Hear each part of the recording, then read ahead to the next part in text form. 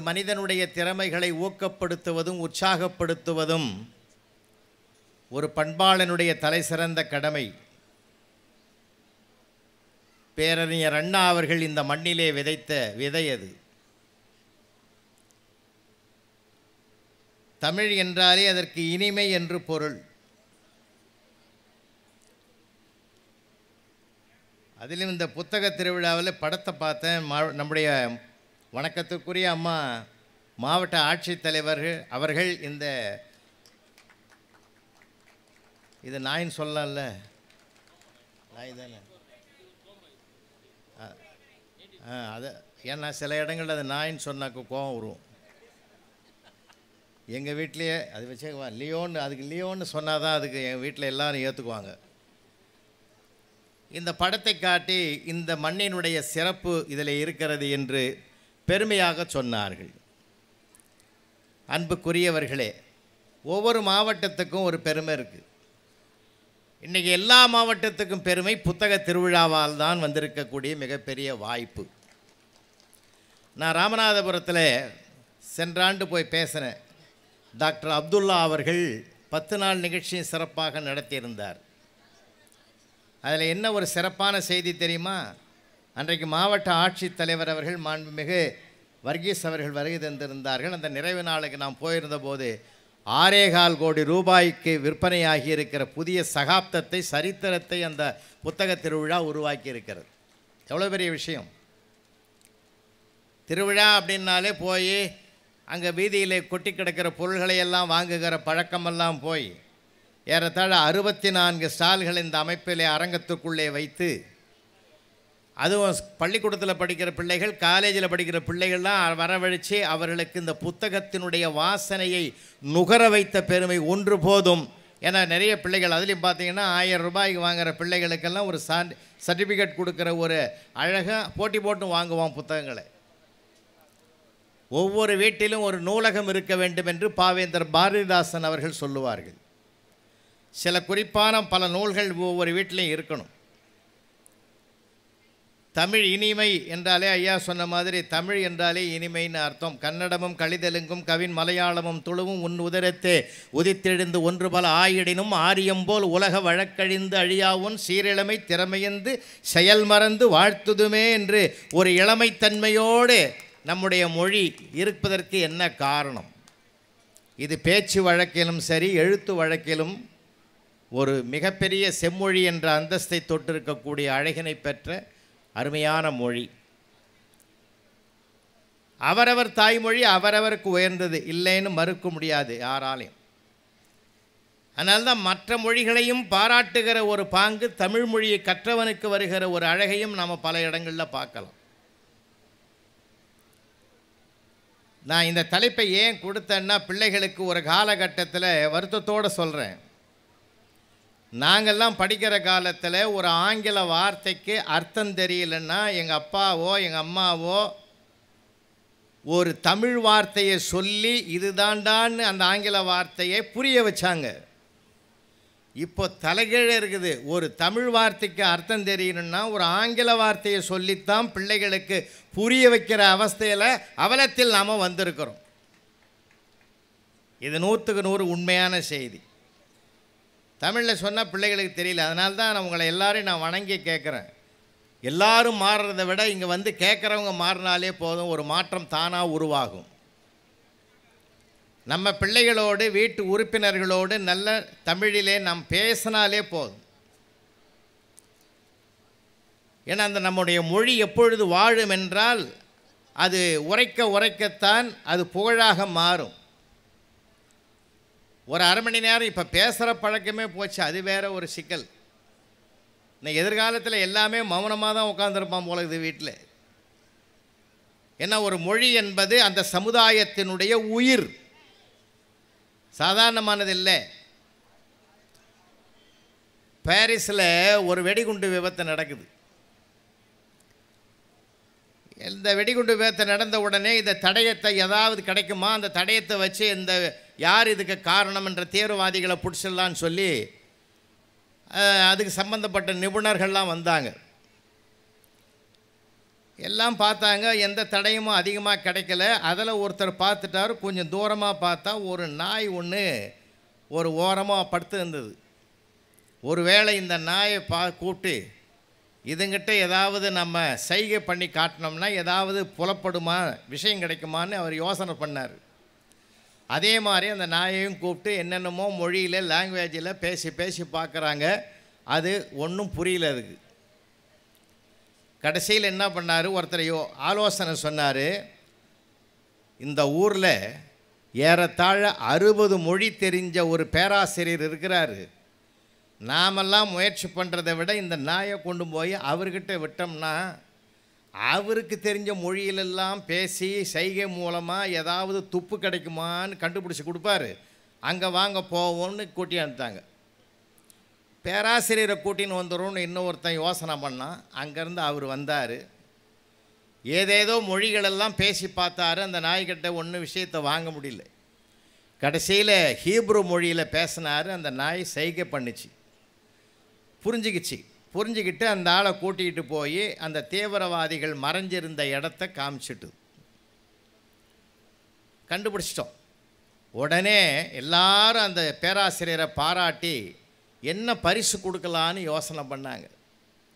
அப்போ ஒரு பேராசிரியர் சொன்னார், நீ ஒன்றும் பரிசெல்லாம் கொடுக்க வேணாம், இந்த நாயை 1 மணி நேரம் எங்கள் வீட்டுக்கு கூட்டின்னு போயிடுங்க. அப்படியா, சரி. நேராக அதை கூட்டிகிட்டு வந்தாங்க. ஹாலில் அந்த நாயை உட்கார வச்சாங்க. இந்த பேராசிரியர் எதிரில் உட்கார்ந்தார். அவங்க ஒய்ஃபை கூப்பிட்டாரு. இங்கே பாரு, நான் சொல்கிறதெல்லாம் இந்த நாய் கேட்குதா இல்லையான்னு பாரு அப்படின்னு ஹீப்ரு மொழியில் பேசினார். அந்த நாய் அப்படி போனா போகுது, வானா வருது, உட்காருனா உட்காருது. அந்த அம்மா ஆச்சரியமாக பார்த்தது. அப்போ சொன்னான் இந்த வீட்டுக்காரன், 20 வருஷத்துக்கு முந்தி ராப்பகலாக இந்த மொழியை கஷ்டப்பட்டு படித்தேன். அப்போ நீ என்ன சொன்ன, எந்த நாய் கேட்க போகுது, இவ்வளோ கஷ்டப்படுறேன்னு சொன்னேன். இப்போ இந்த நாய் கேட்குது பாரு. அதனால் மொழியை தெரிஞ்சு வைக்கிறது என்றைக்குமே ஒரு நல்லது தான். உலகத்தை ஒரு மனிதன் வெல்ல வேண்டுமென்றால் மொழிதான் அவனுக்கு பெரிய வாய்ப்பு வாசலை திறந்து வைக்கும். இப்போ நமக்கு எல்லா மொழிகளும் தெரியணும்னு கூட இல்லை, முக்கியமான பல மொழிகள். இன்னும் சொல்ல போனால் இருமொழி கொள்கை தான் நம்முடைய தமிழ்நாட்டு கொள்கை. இருமொழி கொள்கை, ஆங்கிலம் ஒன்று, தமிழ் ஒன்று. ஆங்கிலம் என்பது அகில உலகம் பயணிக்கக்கூடிய ஒரு வாய்ப்பை தரக்கூடியது. இன்னும் குறிப்பாக சொல்லணும்னா ஆங்கிலம் என்பது வணிக மொழி, தமிழ் என்பது வாழ்க்கை மொழி. அதுதான் முக்கியமானது. பண்பாட்டை சொல்லிக் கொடுக்கிற மொழி, நம்முடைய கலை அம்சங்களை சொல்லிக் கொடுக்கிற மொழி, கலாச்சாரத்தின் ஆணிவேராக இருக்கிற மொழி. இதை நம்ம அழகாக பேசவும் எழுதவும் பழகிவிட்டால் இதனுடைய மகிழ்ச்சியை விட உலகத்தில் வேறு எந்த மகிழ்ச்சியும் இருக்காது. அழகான மொழியை நமக்கு கடவுள் கொடுத்துருக்கிறான் இந்த பிறவியில். ஆனால் நமக்கு எல்லா வாய்ப்புகளையும் குழந்தைங்க கிட்ட கூட நம்ம பேசுறது இல்லை இப்போது.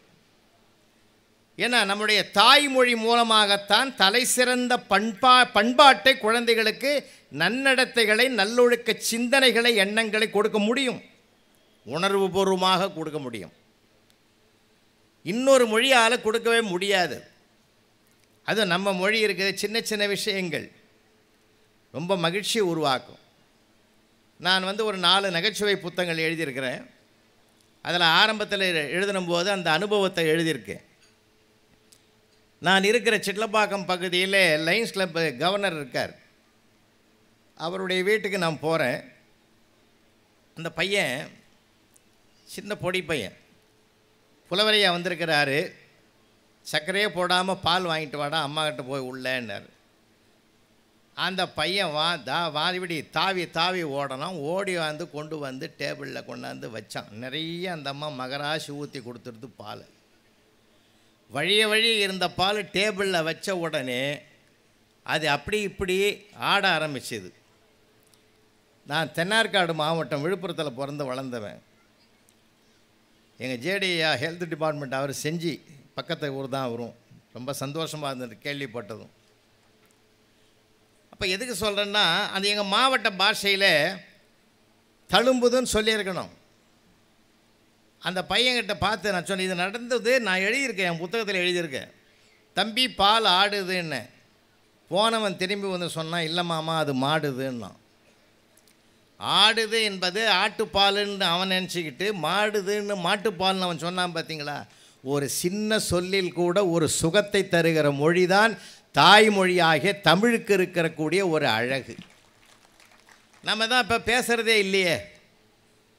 யாரை பார்த்தாலும் ஒரு ஆங்கிலத்தில் பேசுகிறது தான் கௌரவம் அப்படின்னு ஒரு மாதிரியான ஒரு மாயை உலகத்தில் நம்ம போயிட்டுருக்கிறோம். முத்தமிழறிஞர் டாக்டர் கலைஞர் அவர்கள் தன்னுடைய கவியரங்கத்திலே பாடுவார், எனக்கு கவிதை எழுத தெரியாது, கா போனால் விதை வரும்.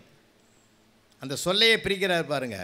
எனக்கு கவிதை எழுத தெரியாது, கா போனால் விதை வரும், வீயை எடுத்தால் கதை வரும், கடைசி எடுத்து தை எடுத்தால் கவி வரும், ஒரு கவியில் ஒரு கதையை விதைப்பது தான் கவிதை என்று அந்த கவிதையை முடித்தார் அவர். இப்போ ஒரு சொல்லுக்குள்ளே எவ்வளவு சுகமான செய்திகள் இருக்கிறது என்பதை இந்த பிரபஞ்சத்திற்கு எடுத்து சொன்னார். தயவு செஞ்சு உங்கள் பிள்ளைகளுக்கெல்லாம் ஊக்கப்படுத்துங்க, உற்சாகப்படுத்துங்க, அவனுக்கு பேச வாய்ப்பு கொடுங்க. எனக்கு நல்ல இனிய சொற்கள் நிறைய இருக்குது, ஏராளமாக. அடுத்தவர்களை மகிழ்விக்கக்கூடிய சொற்களை யார் கையாளுகிறார்களோ அப்போ அந்த மொழியினுடைய பெருமையும் சிறப்பும் இன்னும் வளரும். இன்னும் சொல்லப்போனால், நான் அறிந்த 42 மொழிகளில் வாழ்த்துவதற்கு என்று உரிய வளமான மொழி தமிழ் என்றுதான் அறிஞர் கால்டுவெல் தன்னுடைய குறிப்பிலே எழுதி வைத்திருக்கிற அழகு. என்ன அருமையான ஒரு சிறப்பு தெரியுமா? நீங்கள் எல்லாத்தையும் அனுபவிக்கணும் சார், மனசார உணர்வோடு பேசணும். ஒரு சேட்டு விட்ட கல்யாணத்துக்கு முத்தமிழறிஞர் டாக்டர் கலைஞர் அவர்களும் நீர்வளத்துறை அமைச்சர் மாண்புமிகு துரைமுருகன் ஐயா அவர்களும் 2 பேரும் சேர்ந்து போயிருக்கிறாங்க. நான் சொல்கிறது அப்போது ஒரு 20-30 வருஷத்துக்கு முந்தி இருக்கும். அப்போ போயிருக்கும்போது அங்கே எல்லாரும் போய் அந்த மாப்பிள்ளையை வாழ்த்துறாங்க. நிலவும் வானும் போலே தமிழும் சுவையும் போலே. அவனுக்கு ஒன்றும் புரியல, அவன் கம்முன்னு உட்காந்துக்கிறான். அப்போ தான் பார்த்துக்கிட்டே இருந்த முத்தமிழறிஞர் சொன்னார், வட்டியும் அசலும் போல வாழ்கன்னார். அசலும் வட்டியும் போல் வாழ்கன்ன உடனே அவன் முகத்தில் சிரிப்பு வந்தது. ஏன்னா அவனு துறையோடு சார்ந்தது அது. எதுக்கு சொல்கிறேன்னா, யாரையும் மகிழ வைக்கக்கூடிய ஒரு மொழி உண்டு என்றால் அது நம்முடைய அன்னை தமிழ் மொழியாகத்தான் நமக்கு கிடைத்திருக்கிற மிகப்பெரிய வாய்ப்பு. அதனால தான் நாம் அடுத்த மொழியை கூட குறை சொன்னது கிடையாது. சுந்தர தெலுங்கு அப்படின்னு தான் பாரதி பாடுறான். கவின் மலையாளம், அழகிய மலையாளம் என்று தான் ஆதரித்து பாடுகிறோம். அதனால் பிற மொழிகள் அதெல்லாம் திராவிட குடும்பத்தை சார்ந்த மொழிகள். அதனால் மொழியினுடைய அழகை நம்ம வீட்டு பேச்சு வழக்கிலையாவது பிள்ளைகளிடத்தில் கொண்டு போய் நாம் சேர்க்கணுன்றது தான் என்னுடைய அன்பான வேண்டுகோள்.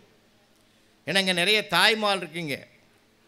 இங்கே மேடையில் பேசும்போது கூட அவங்க சொன்ன ஒரு வார்த்தை வந்தது, இன்றைக்கி பெண்கள் எல்லாம் மிக அறிவாளிகளாக இருக்கிறார்கள். உண்மை, அது திறமைசாலிகளாக இருக்கிறார்கள், எல்லாவற்றையும் தாண்டி நம்பிக்கைக்கு உரியவர்களாக இருக்கிறார்கள். 100க்கு 100 விழுக்காடு. அதுதான் மிக மிக முக்கியம். நான்லாம் 36 ஆண்டுகள் ஆசிரியர் பணியில் இருந்தவன். நான் மேதக அப்துல் கலாம் அவர்களை ராஷ்டிரபதி பவனிலேயே 2006 அவரோட 2 நாள் இருந்தவன்.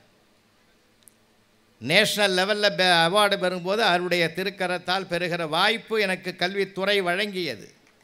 எதுக்காக நான் இதை சொல்கிறேன்னா, உண்மையிலேயே அவர் குரானையும் வாசிப்பார், குறளையும் வாசிப்பார் தினந்தோறும். இதில் ஒரு பக்கம் வாசிப்பார், அதில் ஒரு பக்கம் வாசிப்பார். அந்த ஆசிரியர் பணியிலே இப்போ நிறைய ஆசிரியர் பெருமக்கள் இங்கே இருக்கலாம். ஏன்னா இப்போல்லாம் பெரிய சவாலாக இருக்குது. ஒரு காலகட்டத்தில் அப்படி இல்லை. ஒரு மனநிலை பிரச்சனை இல்லாமல் இருந்தது. இப்போ சில சிக்கல்கள் இருக்கட்டும். இருந்தாலும் நாங்கள்லாம் வகுப்பில் பாடம் நடத்தும் போது பார்த்தோன்னா அப்போயே எனக்கு தெரிஞ்சுக்கும், எந்த ஒரு செய்தியையும் ஒரு பெண் பிள்ளையிடத்தில் தான் கொண்டு போய் சேர்க்க வேண்டும் முதல்ல. அப்போ தான் அதை விருத்தி ஆகும். வீட்டில் கூட ஒரு பெண் இருப்பா, பிள்ளை இருப்பான். எந்த ஒரு நல்ல செய்தியை அந்த பெண் குழந்தைகிட்ட சொன்னீங்கன்னா அது உள்வாங்கி வச்சு அந்த கருத்துக்கு ஒரு உருவம் கொடுக்கும். நீங்கள் ப்ராக்டிக்கலாக பார்க்கலாம். என்ன, மாவட்ட ஆட்சித்தலைவர் ரொம்ப குறைந்த வயது. அவங்க அப்பா என்ன ஒரு ஊக்க சக்தியை கொடுத்தாரோ அந்த பிள்ளை இந்த உயரத்துக்கு வந்திருக்குதுன்னா அது எவ்வளோ பெரிய விஷயமா இருக்கும். பெற்றோர்களுக்கு பெருமை இல்லையா அது? நான் பிள்ளைகளை குறை சொல்லலை. ஏன்னா அவனும் அறிவாளி தான், இல்லைன்னு சொல்லலை. இன்னும் கொஞ்சம் அவனை பக்குவப்படுத்தணும். அவனுடைய இயல்பான குணம். ஏன்னா மென்மைக்கு ஒரு குணம் உண்டு, வன்மைக்கு ஒரு குணம் உண்டு. தமிழ் சொல்லிக் கொடுக்குறது பாடம் அது. வன்மையும் மென்மையும் கலந்தது தான் வாழ்க்கை என்றால் ரெண்டுத்துக்கும் ஒவ்வொரு குணம் உண்டு. இன்னும் சொல்ல போனால் நம்முடைய மொழியில் ஒரு அழகான சொல்லு, இது மாதிரி வேர்ல்டில் நீங்கள் எந்த மொழியிலையாவது சொல்லிட்டீங்கன்னா நான் என் கருத்தை மாற்றிக்கிறேன். அம்மா என்ற சொல் ரொம்ப அழகான சொல். அது யார் தான் எப்போ தான் கண்டுபிடிச்சானே எனக்கு உருவாக்கினான்றது ஆச்சரியமான விஷயமா இருக்குது. ஆ என்பது உயிர் எழுத்து, இம் என்பது மெய் எழுத்து, மா என்பது உயிர்மெய் எழுத்து. இப்படி கற்பனை பண்ணி பாருங்க. ஆ என்ற உயிரை கருவிலே வாங்கி இம் என்ற மெய்னா உடம்புன்னு அர்த்தம். அந்த உடம்பு தருவதற்கு 10 மாத காலம் ஆகிற காரணத்தினால் மெய்யெழுத்தில் 10ஆவதாக வரக்கூடிய இம் என்ற எழுத்தை பக்கத்தில் வைத்து 10 மாதத்திற்கு பிறகு உயிரும் உடம்புமாக அவள் புறத்தே தருவதனால் உயிரும் உடம்புமான மா என்ற எழுத்தை நிறைவிலே வைத்து அம்மா என்ற பொருளோடு கூடிய ஒரு அழகான சொல் தமிழிலே இருக்கிறது என்றால் இதற்கு நிகரான சொல் எங்கேயாவது இருக்குதான்னு காட்டு. அப்படி ரொம்ப அழகையா நம்முடைய மொழி ரொம்ப அழகு. அதனால்தான் பாவேந்தர்லாம் புகழ்ந்து கண்ணல் தரும் தமிழை நீ ஒரு பூக்காடு நான் ஒரு தும்பின்னார். இதில் இருக்கிற பாடல்களெல்லாம் இப்போல்லாம் யாருமே சங்க இலக்கியங்கள்லாம் படிக்கிறது கிடையாது. இலக்கியங்களை படிக்கிறதே குறைஞ்சி போச்சு. இலக்கியங்களே பேசாதங்கிறான் மேடையில். அந்த மாதிரி காலமாக போச்சு. இப்போது மீண்டும் இலக்கியங்கள் வாசனைகள் மனம் பரவதற்கு ஒரு வாய்ப்பு புத்தக திருவிழா தான் கொடுத்திருக்கிறது. பல இடங்களில் நாங்கள் இலக்கியம் பேச ஆரம்பிச்சிருக்கோம். அதனால் உங்கள் பிள்ளைகளை நல்லா படிக்க சொல்லுங்கள். அவனுக்கு சிந்தனை வளை இல்லைன்னு சொல்லாதீங்க, நிறைய இருக்குது. சில நேரங்களில் அவன் கொஞ்சம் அப்படி தான் இருப்பான். நாங்கள்லாம் வகுப்பில் எல்லாத்தையும் நாங்கள் மெயின்டைன் பண்ணி தான் போவோம். பையனுக்கும் பொண்ணுக்கும் வித்தியாசம் இருக்கும். இன்றைக்கும் சொல்கிறேன், நீங்கள் எழுதி வச்சுக்கோங்க. ஒரு கேள்விக்கு ஆன்சர் தெரிஞ்சாதான் ஒரு பெண் குழந்தை பதில் எழுதும். தெரியாட்டாலும் பக்கம் பக்கமாக எழுதுகிறோம் நம்மால் தான். நிறையா கற்பனையை சிறகடிக்க வச்சுருவான். எனக்கே எழுதிக்கிறான் நிறையா. பூகம்பம் எப்படி உருவாகுன்னு கேட்டுருந்தான் ஒருத்தன் எழுதிக்கிறான். எந்த பெண் குழந்தையும் அதை அட்டன் பண்ணலை, ஆனால் அவன் எழுதிக்கிறான்.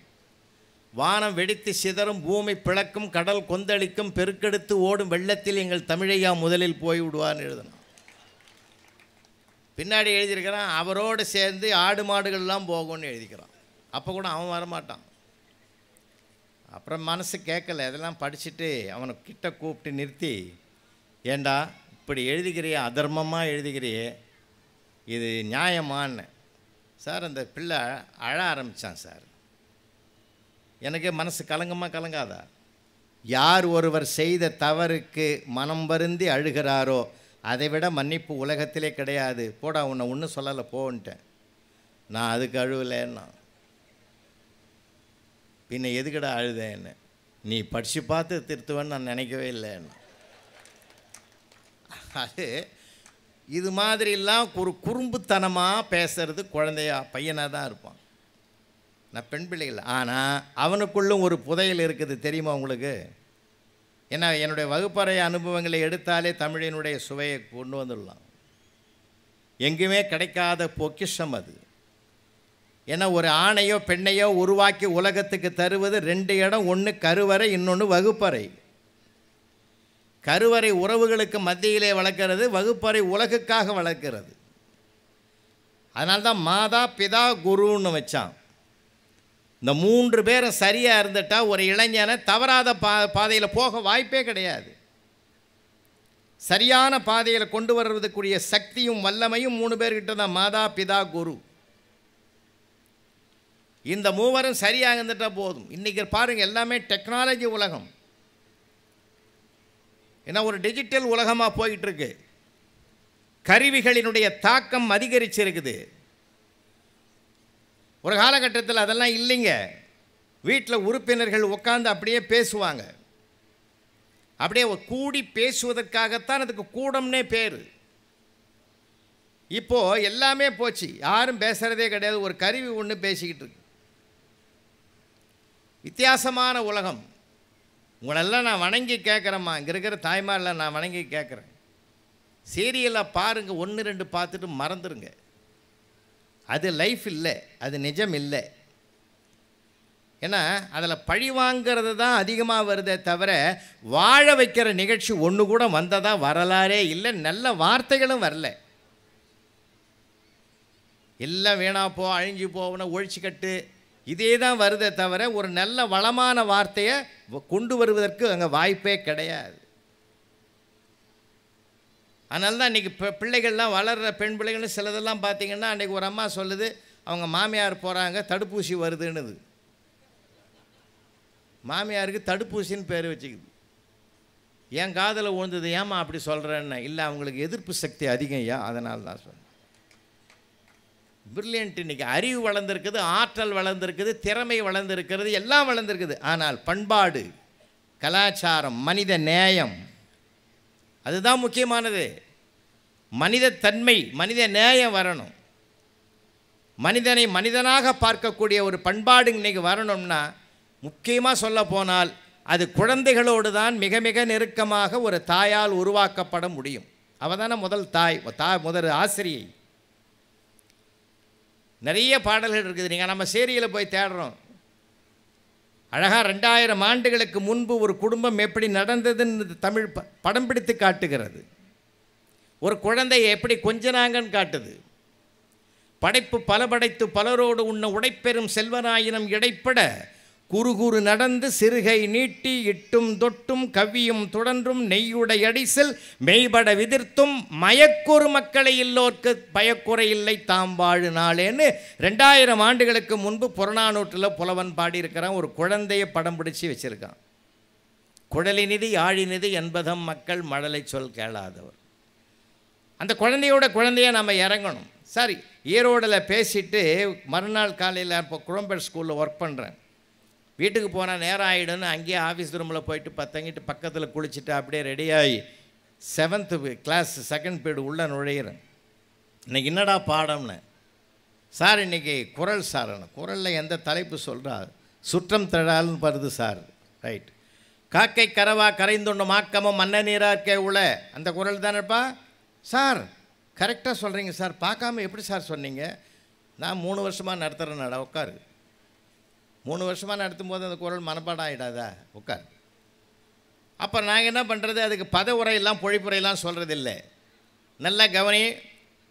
காக்காயை பார்த்துருக்கிறியா ஏழுமலை? சார் என்ன சார் இப்படி கேட்டீங்க? அவன் நம்ம கூட பயணம் பண்ணுவான். என்ன சார் இப்படி கேட்டீங்க? வெள்ளிக்கிழமை அமாவாசை கிருத்திகை ஏகாதசியெல்லாம் வந்தால் எங்கள் அம்மா கொண்டு போய் மதில் மேலே சோறு வைப்பாங்க சார். காக்கான்னு கூப்பிடுவாங்க சார். ஒரு 10-15 காக்கா அப்படியே ரவுண்டாக உட்காரும் சார். அங்கே சத்தம் போடாது சார், சண்டை போடாது சார். ஷேர் பண்ணி கொத்தி கொத்தி சாப்பிட்டுட்டு காலி பண்ணிட்டு போயிடும் சார். இதை நான் பல தடவை பார்த்துருக்குறேன் சார் அப்படின்னா.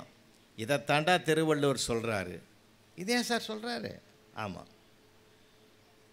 ஒரு பொருள் வந்தபோது தன் உறவுகளை அழைத்து பகிர்ந்து கொள்ளுகிற காக்கையை போல் நீ வசதியும் வாய்ப்பும் பெறுகிற போது உன் உறவுகளை அரவணைச்சிட்டு போகணும் தாண்டா. இதை உதாரணமாக்கி திருவள்ளுவர் சொல்கிறாருன்னு. சூப்பர் சார்ன்னார் அவர். சொல்லிவிட்டு இன்னொருத்தன், சார் ஒரு சந்தேகம். என்னடா இது, பரீட்சைக்கு வருமா சார்? ஏன்னா அவன் கவலை அவனுக்கு. வரும்டான்னு. வந்தால் நல்லது சார். நான் இதுக்கு பொழிப்புரையே படிக்க மாட்டேன் சார். நீங்கள் சொன்னது அப்படியே மனசில் பதிஞ்சு போச்சு. இந்த சீனை வச்சே நான் எழுதிடுவேன்னா. சபாஷ் சார். இதில் 49 பேரும் 39 பேரும் முகமலர்ச்சியாக இருக்கான். ஒருத்தன் ஒரு மாதிரியாக இருக்கான். எங்கள் கண்ணு அப்படியே ஒரு ரவுண்ட் அடிக்கும் கிளாஸ் ரூமில். ஒவ்வொருத்தரும் நாங்கள் அப்படி பார்க்குற போது அந்த முக மாறுபாட்டிலேயே மோப்பக் குழையும் அனைச்ச முகம் தெரிந்த நோக்கக் குழையும் விருந்துன்னாம்பார் திருவள்ளுவர். அதுக்கு மட்டும் இல்லை, ஒருத்தர் முகத்தை பார்த்தாலே அகத்தில் என்ன இருக்குதுன்னு தெரிஞ்சுக்கலாம். அதனால் என்ன பண்ணணும், எனக்கு அது குறிப்பிட்ட பையனை பார்க்குற போது திரும்ப திரும்ப பார்க்குறேன், அவன் ஒரு மாதிரியாக இருக்கான். என்ன தம்பி உடம்பு சரியில்லையான்னு, நல்லா தான் சார். பின்ன ஏன் ஒரு மாதிரியாக இருக்கிற? அதெல்லாம் ஒன்றும் இல்லை சார். ஏதாவது டவுட்டு நான் தப்பாக சொல்லிட்டேன்னா? அதெல்லாம் ஒன்று சார். நீங்கள் தப்பாக சொல்லுவீங்களா? பின்ன ஏன்டா ஒரு சார் அதெல்லாம் ஒன்றும் இல்லை, ஏதாவது சொன்னால் பிரச்சனை ஆகிடும்னா. அப்போ ஏதோ ஒன்று தப்பாக நினைக்கிறேன் நீ மனசில். விஷயத்துக்கு வா, நான் ஒன்றும் தப்பாக நினைக்கல. தெரிஞ்சால் தெரியுதுன்னு சொல்ல போகிறேன், தெரியலனா தெரிஞ்சுக்க போகிறேன், அவ்வளோதானடா சொல்லு. அதெல்லாம் ஒன்றும் இல்லை சார். நேற்று எங்கள் தெருவில் பொன்னம்மான்னு ஒரு பாட்டி வடையும் முறுக்கும் சுட்டு விற்குது சார். ஞாயிற்றுக்கிழமை ஒரு காக்கா ஒரு முறுக்கு தூக்கின்னு ஓடிச்சு சார். பாட்டிக்கு முட்டி வலி ஃபாலோ பண்ண முடியாது, நான் பின்னாடியே போனேன் சார். அந்த முறுக்கு வாங்கி கொடுத்துட்டா பாட்டிக்கு சந்தோஷப்படுமேன்னு அந்த காக்கா என்ன பண்ணிச்சு, அந்த புளிய மரத்து உச்சியில் போய் உட்காந்து அந்த காலுங்கீழே வச்சு அந்த முறுக்கை கடைசி வரைக்கும் அது மட்டும்தான் சாப்பிட்டதே தவிர நீங்கள் சொல்கிற மாதிரி எந்த சொந்த காக்காயும் கூப்பிட்டு அதுக்கு ஷேர் பண்ணவே இல்லைன்னா. இது 100க்கு 100 உண்மை சார். எனக்கு பகீர்னுது. அடாடா சிக்கலான கேள்வியை கேட்டானே. இன்றைக்கி ராசி பரல்ல சிறுவனால் சீரழிவாயின்னு சொன்னானோ இன்னுமோ. நம்ம நேரமே இப்படி இருக்குதேன்னு சொல்லி கொஞ்சம் அப்படியே யோசனை பண்ணிக்கிட்டே இருக்கிறேன், என்ன சொல்லலாம் பதில்னு. உள்ளுக்குள்ளே யோசனை ஓடிக்கிட்டு இருக்கு. அதான் சார் எப்படி சார் அப்படின்னா, ஃபேண்டாஸ்டிக், அருமைடா அருமையான கேள்வி கேட்டடா. இதுக்கெல்லாம் என்ன பதில் உடனேவா சொல்ல முடியும், எல்லாம் யோசித்து பிரமாதமாக சொல்லணும்டா அப்படின்னு. சார் நீங்கள் நினச்சா சொல்லலாம் சார், சொல்லலாம்டா மனசு வேண்டுது. முருகா என்னை காப்பாற்று, இவங்கிட்டேருந்து என்னை காப்பாற்று, இல்லைன்னா என்னை போய் விளம்பரம் பண்ணிவிடுவான். முருகா என்னை காப்பாற்றின. முருகன் காப்பாற்றிட்டான் சார். பீரியடு முடிஞ்சு பெல் அடிச்சிட்டான். நான் சொன்னேன், அடுத்த பீரியடில் பார்க்கலான்னு. சார் அடுத்த டீச்சர் வர்றதுக்கு 5 நிமிஷம் ஆகும், நீங்கள் சொல்லிட்டு போங்க சார். நான் என்னடா இவன் விடமாட்டான் போல இருக்குது. இல்லைப்பா நாளைக்கு நிதானமாக அவன் சொல்கிறேன் போன்னு வந்துட்டு. சார் ராத்திரி பூரா தூக்கம் வரல. கேர்ள்ஸ் ஹைஸ்கூல்லே எங்கள் பொண்ணு படிக்குது. அவன் என்னப்பா தூங்கவே இல்லையா அப்படின்னா, அதே 7th படிக்கிறவ தான். இந்த மாதிரி ஒரு கேள்வி கேட்டாமா, என்ன சொல்கிறதுன்னு தெரியலன்னு ஸ்கூலுக்கு போகும்போது அந்த பிள்ளை ஒரு அழகான ஆன்சரை சொல்லிட்டு போச்சு. நான் ஒரு நம்பிக்கை நட்சத்திரமாக சந்தோஷமாக ஸ்கூலுக்கு போகிறேன். எவன் கேள்வி கேட்டானோ அவன் காம்பவுண்டுக்கு வெளியில் நிற்கிறான் சார். ஐயா வணக்கம், எங்கே லீவு போட்டுறீங்களோன்னு பார்த்தேன்னா. என்னப்பா அவன் நேரம் அவன் அப்படி தான் பேசுவான், அவன் வருத்தப்படக்கூடாது. அப்புறம் நேரம் அவன் பீரியடுக்கு போனான், உள்ளே போனேன். எல்லாரும் அவனுக்கு ஒரு கைத்தட்டல் கொடுங்கப்பான. யார் ஒருடைய கேள்வியும் சிந்தனையும் நியாயம் என்று நீங்கள் எப்பொழுது பாராட்டுவதற்கு முற்படுகிறீர்களோ அவர்கள் நீங்கள் சொல்லுவதை பணிந்து கேட்க பக்குவத்தை பெற்று விடுவார்கள். அதனால் பாராட்டுங்கடான்னா கை தட்டிட்டானுங்க. அப்போ தான் நான் சொன்னேன், சபாஷ், அவன் சொன்ன கருத்தும் அவனுடைய காட்சியிலும் ஒரு கருத்து இருக்குது, திருவள்ளுவர் சொன்னதாக நான் சொன்னதிலும் ஒரு கருத்து இருக்குது. எப்படின்னா, அந்த முறுக்கு தூக்கி போகிற காக்கா தனியாக தான் சாப்பிடும், அது உண்மை. அது என்ன கற்பிக்கிறது என்றால், நான் சொன்ன வள்ளுவர் சொன்னதாக நான் சொன்னது என்ன கற்பிக்கிறது என்றால், ஏ மனிதனே, நேர்மையாக வருகிற பொருளை உன் உறவுகளோடு பகிர்ந்து கொள், அதற்கு தண்டனை எதுவும் கிடையாது. தவறாக வருகிற பொருளுக்கு தண்டனை உண்டு என்பதனால் அந்த தண்டனை என்னோடு போகட்டும், என் இனத்துக்கு வர வேண்டாம் என்றுதான் அது அழைக்கவில்லைன்னு. சபாஷ் அப்படின்னு அவன் கை தட்டினான். இப்போ அவன் சொல்லி நான் சொல்லணும். இப்போ நான் சொன்னதுக்கு சபாஷ்ன்னார். நான் அதோட கௌரவமாக வந்திருக்கலாம்ல. நான் எப்பயுமே உண்மையை பேச்சையே துவைக்கிறவன்.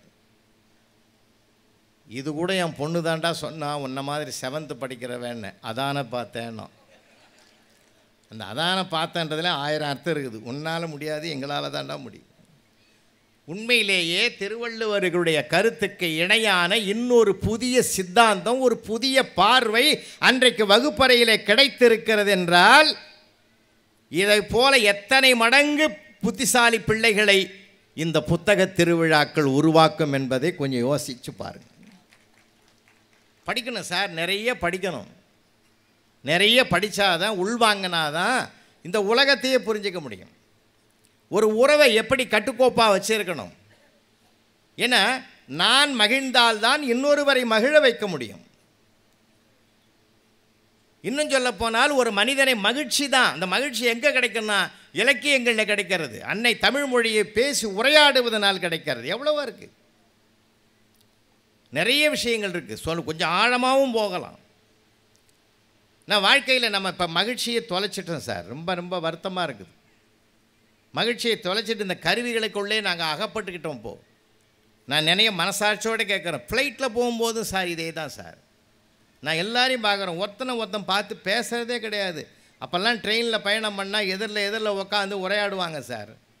அப்படியே கொஞ்சம் பேசுவாங்க. 8 மணி நேரம் பயணமாக இருந்தால் அப்படியே ஆரம்பிப்பாங்க சார். முதல்ல பேசி அப்புறம் இவருக்கு உண்டாந்த புளி சாதம் அங்கே போவோம், அவருக்கு உண்டாந்த தயிர் சாதம் இங்கே வரும். அப்படியே சாப்பிடுவாங்க. சாப்பிட்டுட்ட பிற்பாடு அப்புறம் என்ன உங்கள் குலம் எது கோத்திரம் எதுன்னு அப்படியே ஆரம்பித்து அப்படியே போய் ஊர் உறவுகள்லாம் ஒன்றா ஆகி சம்மந்தி ஆகி கூட நிறைய பேர் இருக்கிறான்.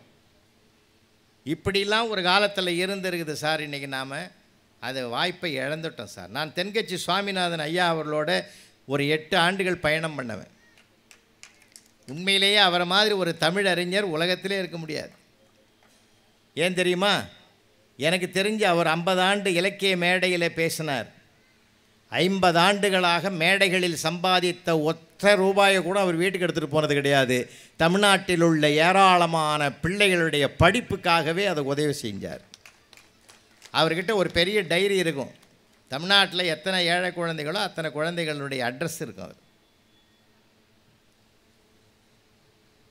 அப்படி ஒரு அருமையான மனிதர். குற்றால தென்காசியில் பேசிட்டு குற்றால அருவியில் குளிக்கலாமான்னு ஒரு யோசனை பண்ணி 2 பேரும் போனோம். அங்கே அருவியில் கிட்ட போகும்போது அங்கே அவரோட படித்த 2 பேர், அவர் அக்ரி தான் படித்தது, பிஎஸ்சி அக்ரி படித்தவர். அவரோட படித்த 2 மாணவர் ஸ்டூடெண்ட் அங்கே வந்திருந்தாங்க, நண்பர்கள். அதில் ஒரு ஆள் கிண்டல் பண்ணான், இந்த அருவி கொட்டுற உயரமான இடம் இல்லை. அப்போ இன்று ஒரு தகவல் பிரசித்தியாக போயிட்டுருக்கிற நேரம். அதில் ஒருத்தன் கிண்டல் பண்ணான், சாமிநாதா இந்த அருவி கொட்டுற உயரமான இடத்துல நீ இப்போ உட்காந்து இன்று ஒரு தகவல் சொன்னால் எப்படி இருக்கும்னார். எங்களுக்கெல்லாம் வருத்தமாக இருந்தது. ஆனால் ஐயா உடனே பதில் சொன்னார், நல்லா தான் இருக்கும், நீ என் வீட்டுக்கு தகவல் சொல்ல வேண்டியிருக்கும்னார். அதை எப்படி அப்படியே மாற்றினார் பார்த்தீங்களா சார்? தாக்குதலை கூட தாங்குதலாக மாற்றுகிற பக்குவம் வார்த்தைகளில் தான் இருக்கிறது. வார்த்தைகளே வலிமை, வார்த்தைகளேமே நன்மை தரும். வன்மையும் மென்மையும் வார்த்தைகளில் இருக்குது சார். ஒரு பூனை கூட குட்டி போட்டுட்டுன்னா ஒரே இடத்துல விடாது சார், வாயால் கவ்விக்கிட்டு வேறு இடத்துல கொண்டு போய் வைக்கும். ஆனால் அதே குட்டிகளுக்கு பசி எடுக்குதுன்னா அதே வாயால் தான் எலியை பிடிக்கும். எலி இறந்து போகுது. அப்போ எலியை பிடிக்கும் போது வன்மையை கையாளுகிறது, குட்டியை பிடிக்கிற போது மென்மையை கையாளுகிறதுனா ஒரு பூனை கூட எப்போ வன்மையை கையாளணும் எப்போ மென்மையை கையாளணும்னு கற்றுக்கிட்டு இருக்கிற போது இந்த ஆறறிவு படைத்த மனிதனுக்கு அது தெரியலைன்னா அவன் மொழியை சரியாக உள்வாங்கலைன்னு அர்த்தம். மென்மையான வார்த்தைகளுக்கு நிகரானது உலகத்தில் இல்லை சார். மீண்டும் மீண்டும் சொல்கிறேன், இங்கே இருக்கிற அத்தனை பேரையும் வணங்கி கேட்குறேன், 60 வயதாச்சா ஒருத்தரை கூட நீங்கள் திட்டாதீங்க சார் உங்கள் வாயால். அது வரைக்கும் திட்டலாமான்னு கேட்காதீங்க.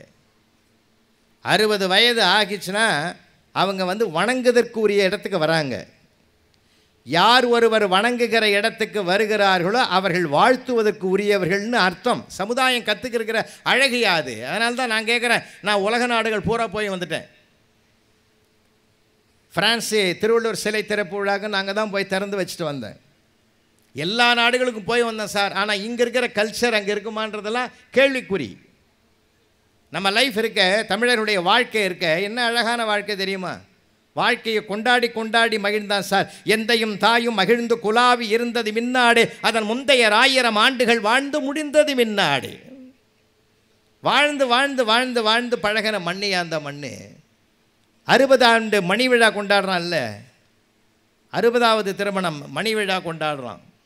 70, 80, 75 பவள விழா, 80, 100 என்று பொன் விழா, வைர விழா, பவள விழா, முத்து விழா என்று வாழ்க்கையை கொண்டாடி கொண்டாடி மகிழ்கிறானே. இந்த மாதிரி எங்கேயாவது வாழ்க்கையை கொண்டாடி மகிழ்கிற குதூகலத்தை பார்த்துருக்க முடியுமா?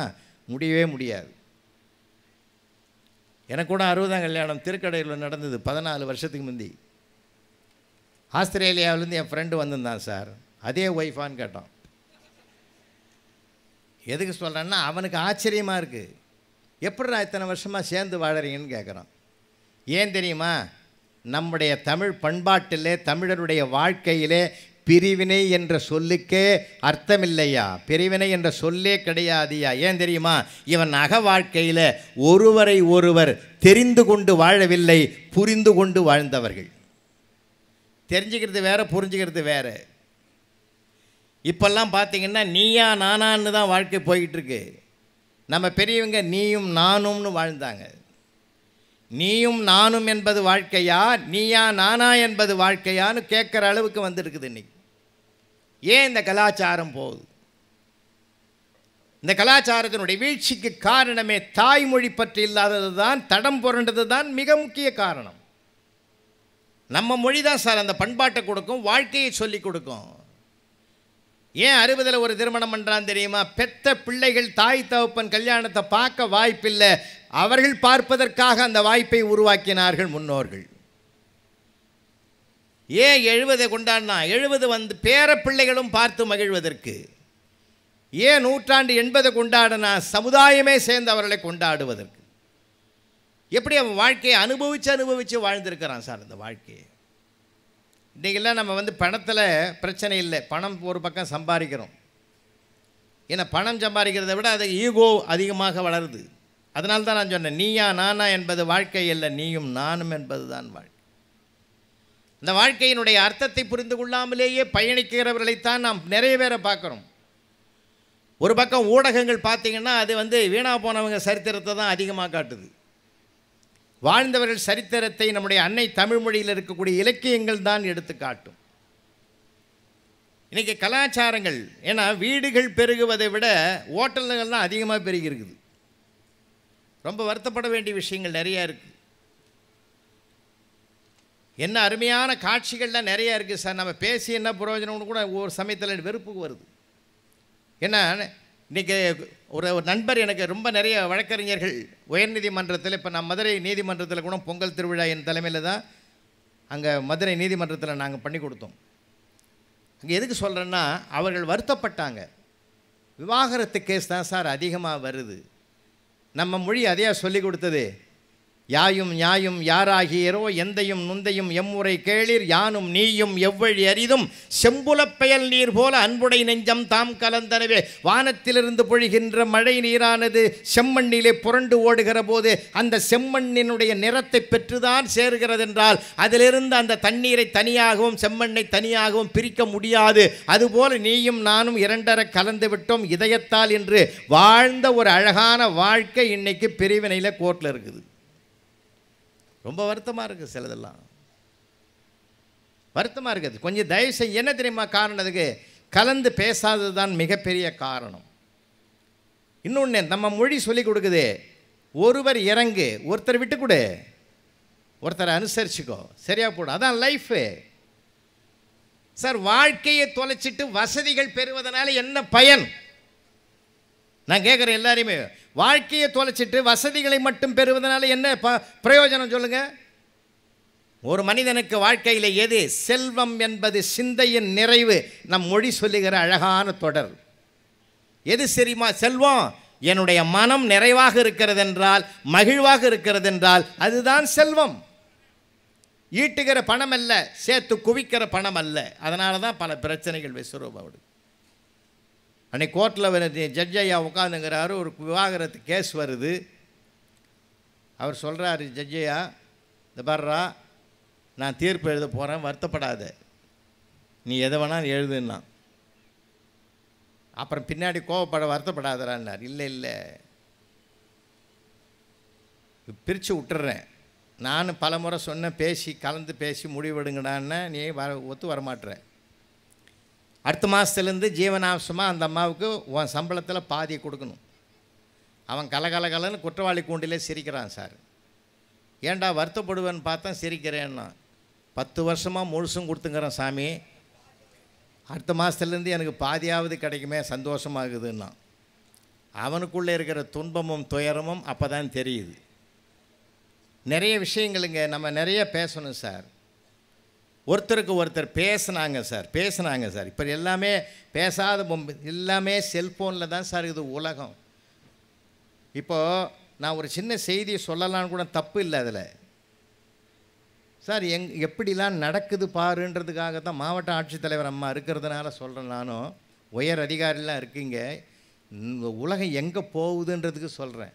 எங்கள் வீட்டில் மெய்டு வேலைக்காரம்மா சார், அந்த அம்மாவுக்கு கேன்சர் இருந்தாலும் அவங்களுக்கு ஒரு வாழ்வாதாரம் கொடுக்கணுமேன்றதுக்காக எங்கள் வீட்டில் வேலைக்கு வச்சு அந்த அம்மாவுக்கு கூடுதலாகவே சம்பளம் கொடுத்து வச்சுருக்கோம். அந்த அம்மாவுக்கு ஒரு பொண்ணு சார், காலேஜில் நான் தான் சேர்த்து விட்டேன். 1 வருஷம் படிச்சுது சார். இந்த இன்ஸ்டாகிராமில் எவனோ ஒருத்தன் கும்பகோணத்து பக்கத்தில் இருந்து காதல் பண்ணி அந்த பொண்ணை முதல்ல அழைச்சி விட்டான் சார். இவங்க போய் பின்னாடி அதுக்கு 18 ஏஜ் கம்ப்ளீட் ஆகலைன்னு கூட்டின்னு வந்துட்டாங்க. காவல்துறை நண்பர்கள் உதவி பண்ணாங்க. பிறகு என்னாச்சு, வந்த உடனே ஒரு வருஷம் இருக்குது அந்த முடியறதுக்கு.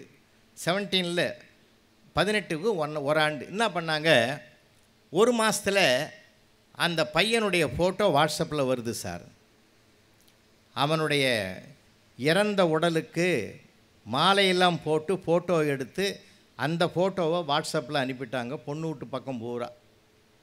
இவங்க என்ன பண்ணாங்க, அவன் போயிட்டான் நிம்மதிரா தொந்தரவு விட்டுதுரான்னு அதோட அமைதி ஆயிட்டாங்க சார். ஆனால் 10 நாளைக்கு முந்தி அவன் மறுபடியும் அந்த பொண்ணை அழைச்சி போட்டான் சார். எப்படியெல்லாம் நம்ப வைத்து கழுத்தறுக்கிற நம்பிக்கை துரோகம் இந்த இதில் கருவிகளால் வந்திருக்குதுன்றதுக்கு இது ஒரு மிகப்பெரிய உதாரணம். எப்படிலாம் நினச்சி பார்க்க முடியுமா? அவனுடைய டெட் பாடி ஃபோட்டோவை அனுப்பி வாட்ஸ்அப்பில் அவங்கள நம்ப வச்சு மறுபடியும் அவன் வந்து அழைச்சி போயிருக்கான் சார். இப்போ நாங்கள் காவல்துறைகளோடு போட்டு நாங்கள் பண்ணியிருக்கிறோம், அது வேறு விஷயம். எதுக்கு சொல்கிறேன்னா, இப்படிலாம் நடக்குது நாட்டில். காரணம் என்ன தெரியுமா? பெற்றோர்களுடைய பிள்ளைகளுடைய நெருக்கம் குறைந்ததனால்தான் இந்த நிலையே உருவாகி இருக்கிறது. அந்த காலத்தில் அம்மா என்ன பண்ணுவா சார், பப்பு கடைன்னு முழங்கையால் உள்ளங்கையை கடைஞ்சி இதை ரசம் பூவா பப்புவா சாம்பார் பூவான்னு சொல்லி அம்மாவுக்கு ஒரு வாய், அப்பாவுக்கு ஒரு வாய், தாத்தாவுக்கு ஒரு வாய், பாட்டிக்கு ஒரு வாய் அப்படின்னு ஒவ்வொரு வாயை ஊட்டி கொடுத்து நண்டு ஊறுது நரி ஊறுதுன்னு ஒரு பாட்டை சொல்லி கிச்சு மூட்டி கலகலப்பாக குழந்தைய வச்சுருப்பா சார். அப்போது ஏன் தெரியுமா அந்த சிரிக்க வைக்கிறா? அடுத்தவர்களுக்கு கொடுக்கிற போது சிரித்து கொண்டே கொடுக்க வேண்டும் என்ற பண்பாட்டையும் சொல்லி கொடுத்த முதல் தெய்வம் தாயாகத்தான் இருந்தாள் அன்றைக்கு. இன்றைக்கி அப்படி வாய்ப்பில்லை சார். கிண்ணத்தில் சோத்தை போட்டு பாலை ஊற்றி செல்லை கையில் கொடுத்துடுது, அது அள்ளி அள்ளி போடுது. அது பால் சோறுன்னு தெரியல, மோர் சோறுன்னு தெரியல சார். நம்ம வளர்ப்பு எப்படியோ வளரும் அப்படி தானே சார் வளரும். ரொம்ப வருத்தமாக இருக்குது சார், ரொம்ப வருத்தமாக இருக்குது. அன்றைக்கி நான் ஒரு வீட்டுக்கு போயிருக்கிறேன், ஒரு பையனை தண்ணி கொண்டாடான்றேன், அப்படியே தாவி போனான் சார். எகிரி போனான், நடக்கவே மாட்டான். அவங்க அப்பாவை கேட்டேன், என்ன பையனுக்கு பேர் வச்சுக்கிறேன்னு. ஜம்புலிங்கம்னா. பரவாயில்லடா, நல்ல பேர் தான் வச்சுக்கிறேன். அவன் ஜம்ப் பண்ணி தான் போகிறான், சரியாக தான் பேர் வச்சுக்கிறேன்னு. இல்லை ஏன்டா அப்படி போகிறான்னு கேட்டான். அதுக்கு அவன் ஒரு காரணம் சொன்னான் சார்.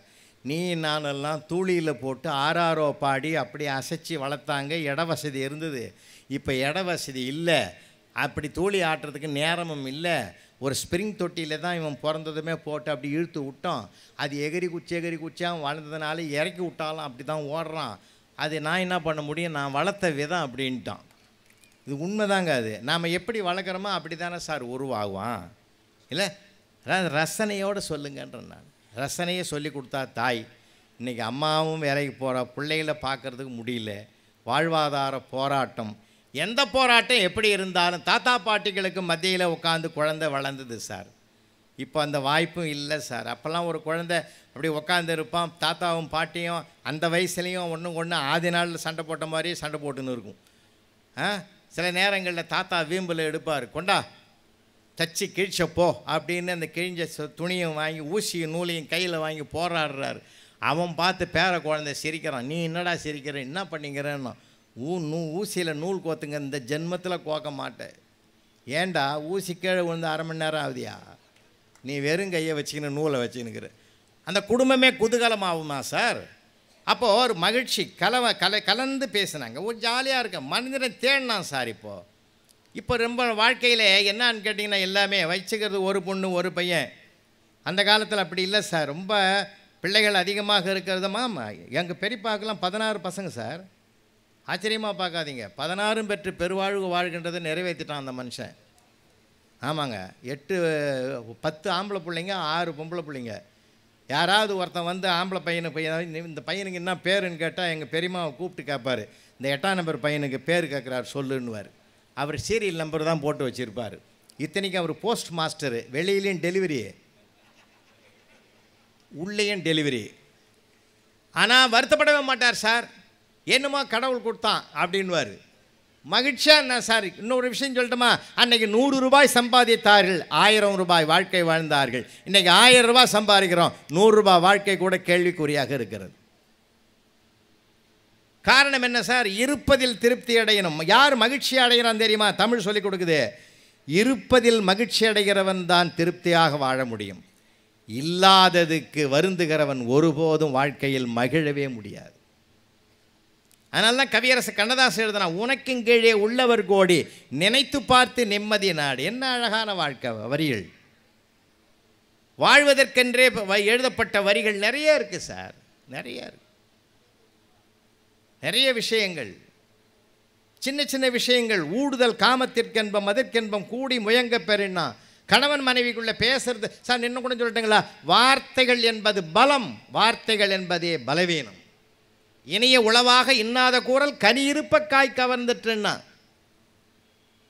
ஒரு பூவை பார்த்து கனி கேட்டதாம், ஏ பூவே நான் எங்கே இருக்கிறேன்? பூ சொன்னது, எனக்குள் தான் நீ இருக்கிறாய், காலத்தால் வெளியே வருவாய்.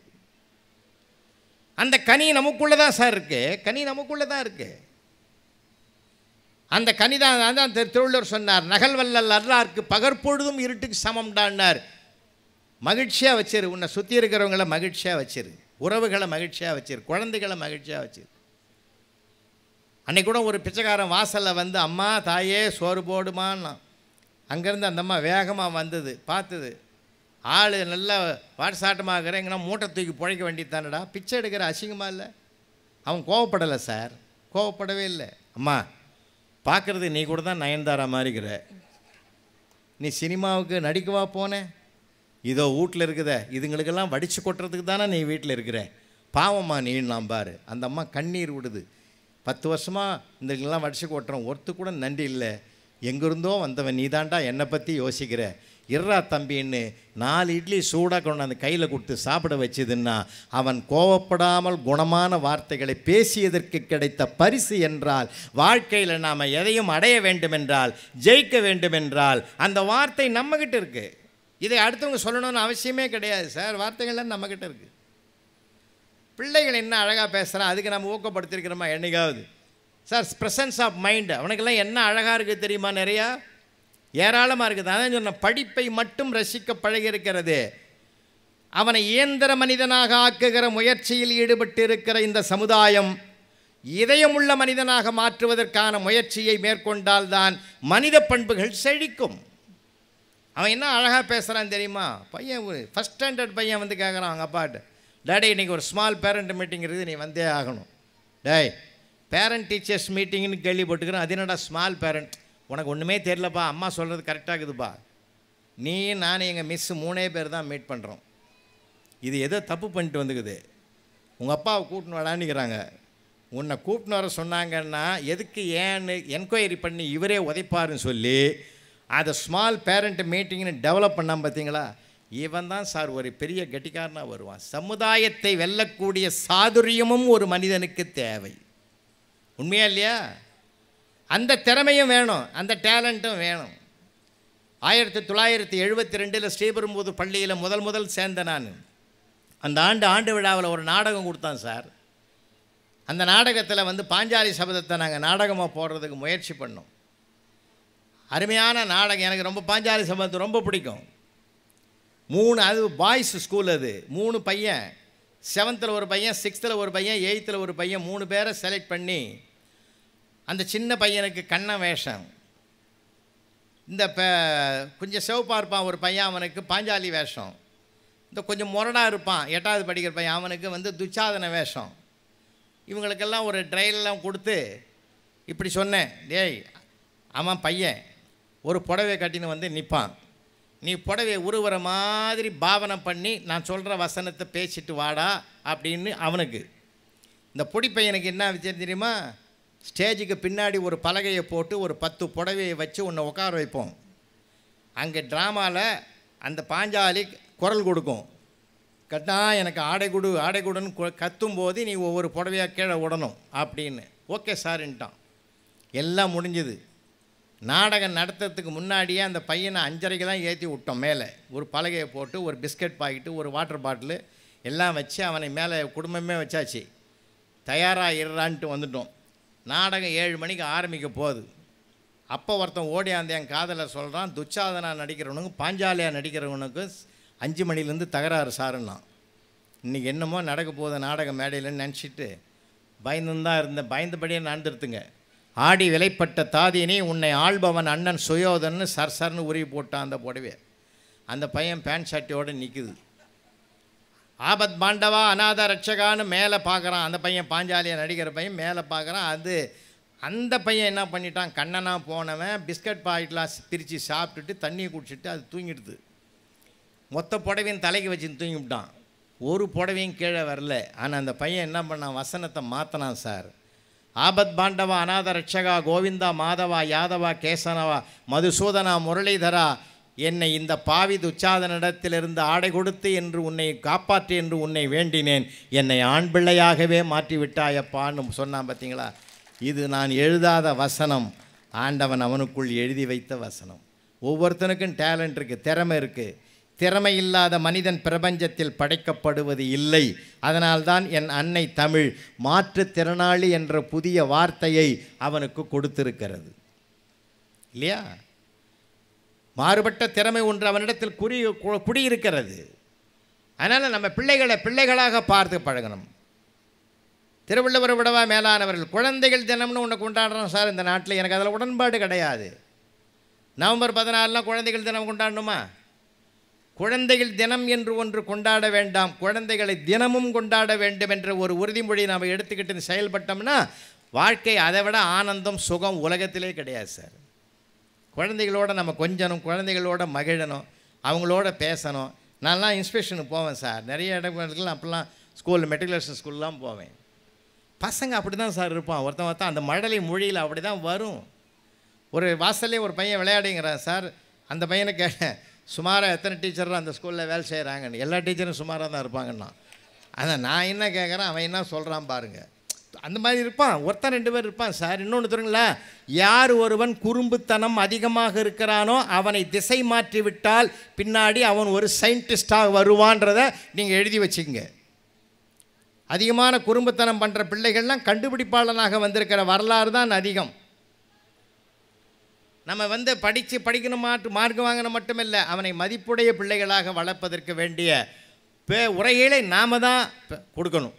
ஏன்னா தாய்க்கு மிஞ்சின தெய்வம் கிடையாது. அம்மா என்று தமிழில் அழைத்தால் மஞ்சள் குங்குமத்தோடு பட்டுடுத்திய ஒரு தாய் கண் முன்னால் தெரிவாள். உம்மா என்று இஸ்லாத்திலே அழைத்தால் ஒரு பர்தானிந்த தாய் கண் முன்னாலே தெரிவாள். மம்மி என்று நீங்கள் அழைத்தால் ஒரு சட்டையும் பேண்ட்டும் தொப்பியும் போட்ட ஆங்கில மாடல் பெண்ணு தாய் கண் முன்னால் தெரிவாள். அம்மா என்றாலும் சரி, உம்மா என்றாலும் சரி, மம்மி என்றாலும் சரி, சொற்கள் மாறுபடலாம். ஆனால் தாய்மை என்ற உணர்வு மூவருக்கும் ஒன்றாகத்தான் இருக்கும். ஐயோ என்று இறக்கக்கூடிய இரக்க உணர்வு இந்த தாய்க்கே இருக்கக்கூடிய ஒரு தனித்துவம். அதனால் நம்ம பார்க்க வாழ்க்கை எப்படி இருக்கணும்னு, கணவன் மனைவி வாழ்க்கை எப்படி இருக்கணும் குரல் சொல்லி கொடுத்தது. அன்பின் வழியது கேண்மைன்னா ஆனந்தமாக இருக்கணும். நான் சமீபத்தில் குடும்ப கூட்டங்களை நிறைய பேசுவேன். அப்போ கூட நான் ஒரு செய்தியை சொன்னேன். இப்போ ஒரு தீபாவளி வருது, பொங்கல் வருது. அப்போ போயிட்டு இந்தம்மா ஒரு 50,000 1,00,000 போ, உனக்கு தேவையான பிள்ளைகளுக்கு தேவையானது எடுத்துக்கோ, எனக்கு 1000 வேலை இருக்குதுன்னு சொல்லவே கூடாது. எல்லாரும் சொல்கிறேன், இங்கே இருக்கிற அதிகாரியோடும் சொல்கிறேன், ஒய்ஃபோடு போங்க, ஜவுளி கடைக்கு கூடவே போங்க. அங்கே ஒரு வாழ்க்கை கிடைக்கும், வாழ்க்கை சுகம் கிடைக்கும். இதை ஒருத்தனுக்கு நான் பேசிட்டேன் மீட்டிங்கில். மறுநாளே அவன் சம்சாரத்துக்கிட்ட சொல்லிக்கிறான், பொங்கல் வருது, புலவர் சொல்லிட்டாரு, உன் கூடயே போகணுன்னாரு, அதனால் நானும் வரேன்ட்டான். அந்தம்மா கூட்டும் போகும்போதே மனசுக்குள்ளே சண்டை போட்டுங்குது. இந்த ஆள் கூட்டத்துக்கு அனுப்புனது தப்பாக போச்சு. நான் தனியாக போனாலே நான் பாட்டு நிம்மதியாக எடுப்பேன். நான் பார்டரை பார்ப்பேன், புட்டாவை பார்ப்பேன், கலரை பார்ப்பேன். இந்த ஆள் அந்த சின்ன பில்லை தான் பார்த்து கிடப்பான். இது நல்லா இல்லை அது நல்லா இல்லைன்னு எல்லாத்தையும் தூக்கி வைக்கிறதெல்லாம் தூக்கி போட்டுருவான்.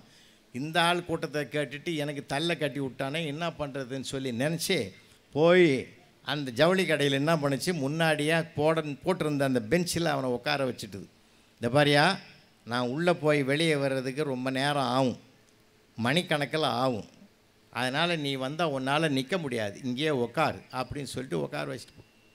கிட்டத்தட்ட உள்ளே போய் அங்கேயும் எங்கேயும் சுற்றி கித்தி எதோ பண்ணி கிட்டத்தட்ட ஒரு 7 மணி நேரம் ஆகிப்போச்சு. 7 மணி நேரம் ஆன பிறகு திடீர்னு அவன் புருஷன் ஞாபகம் வந்துடுது.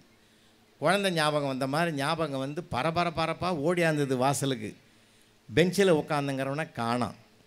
இங்கே தானே உட்கார வச்சுட்டு போனோம், காணாமேன்னு சொல்லி பக்கத்தில் செக்யூரிட்டி நின்றுந்தான்.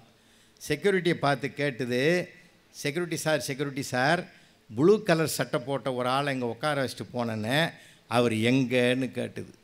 அந்த செக்யூரிட்டி சார் சொன்னார், அடியே என்னை நல்லா பாடுறேன்னா. அவன் தான் செக்யூரிட்டியாக நிற்கிறான். அந்தம்மா கேட்டது பதறி போய், நீ ஏன் அந்த நிலையில் நிற்கிற, என்ன காரணம்னு. பார், சத்தம் போடாத, உட்கார். நீ என்ன சொல்லிட்டு உட்கார வச்சுட்டு போனியா?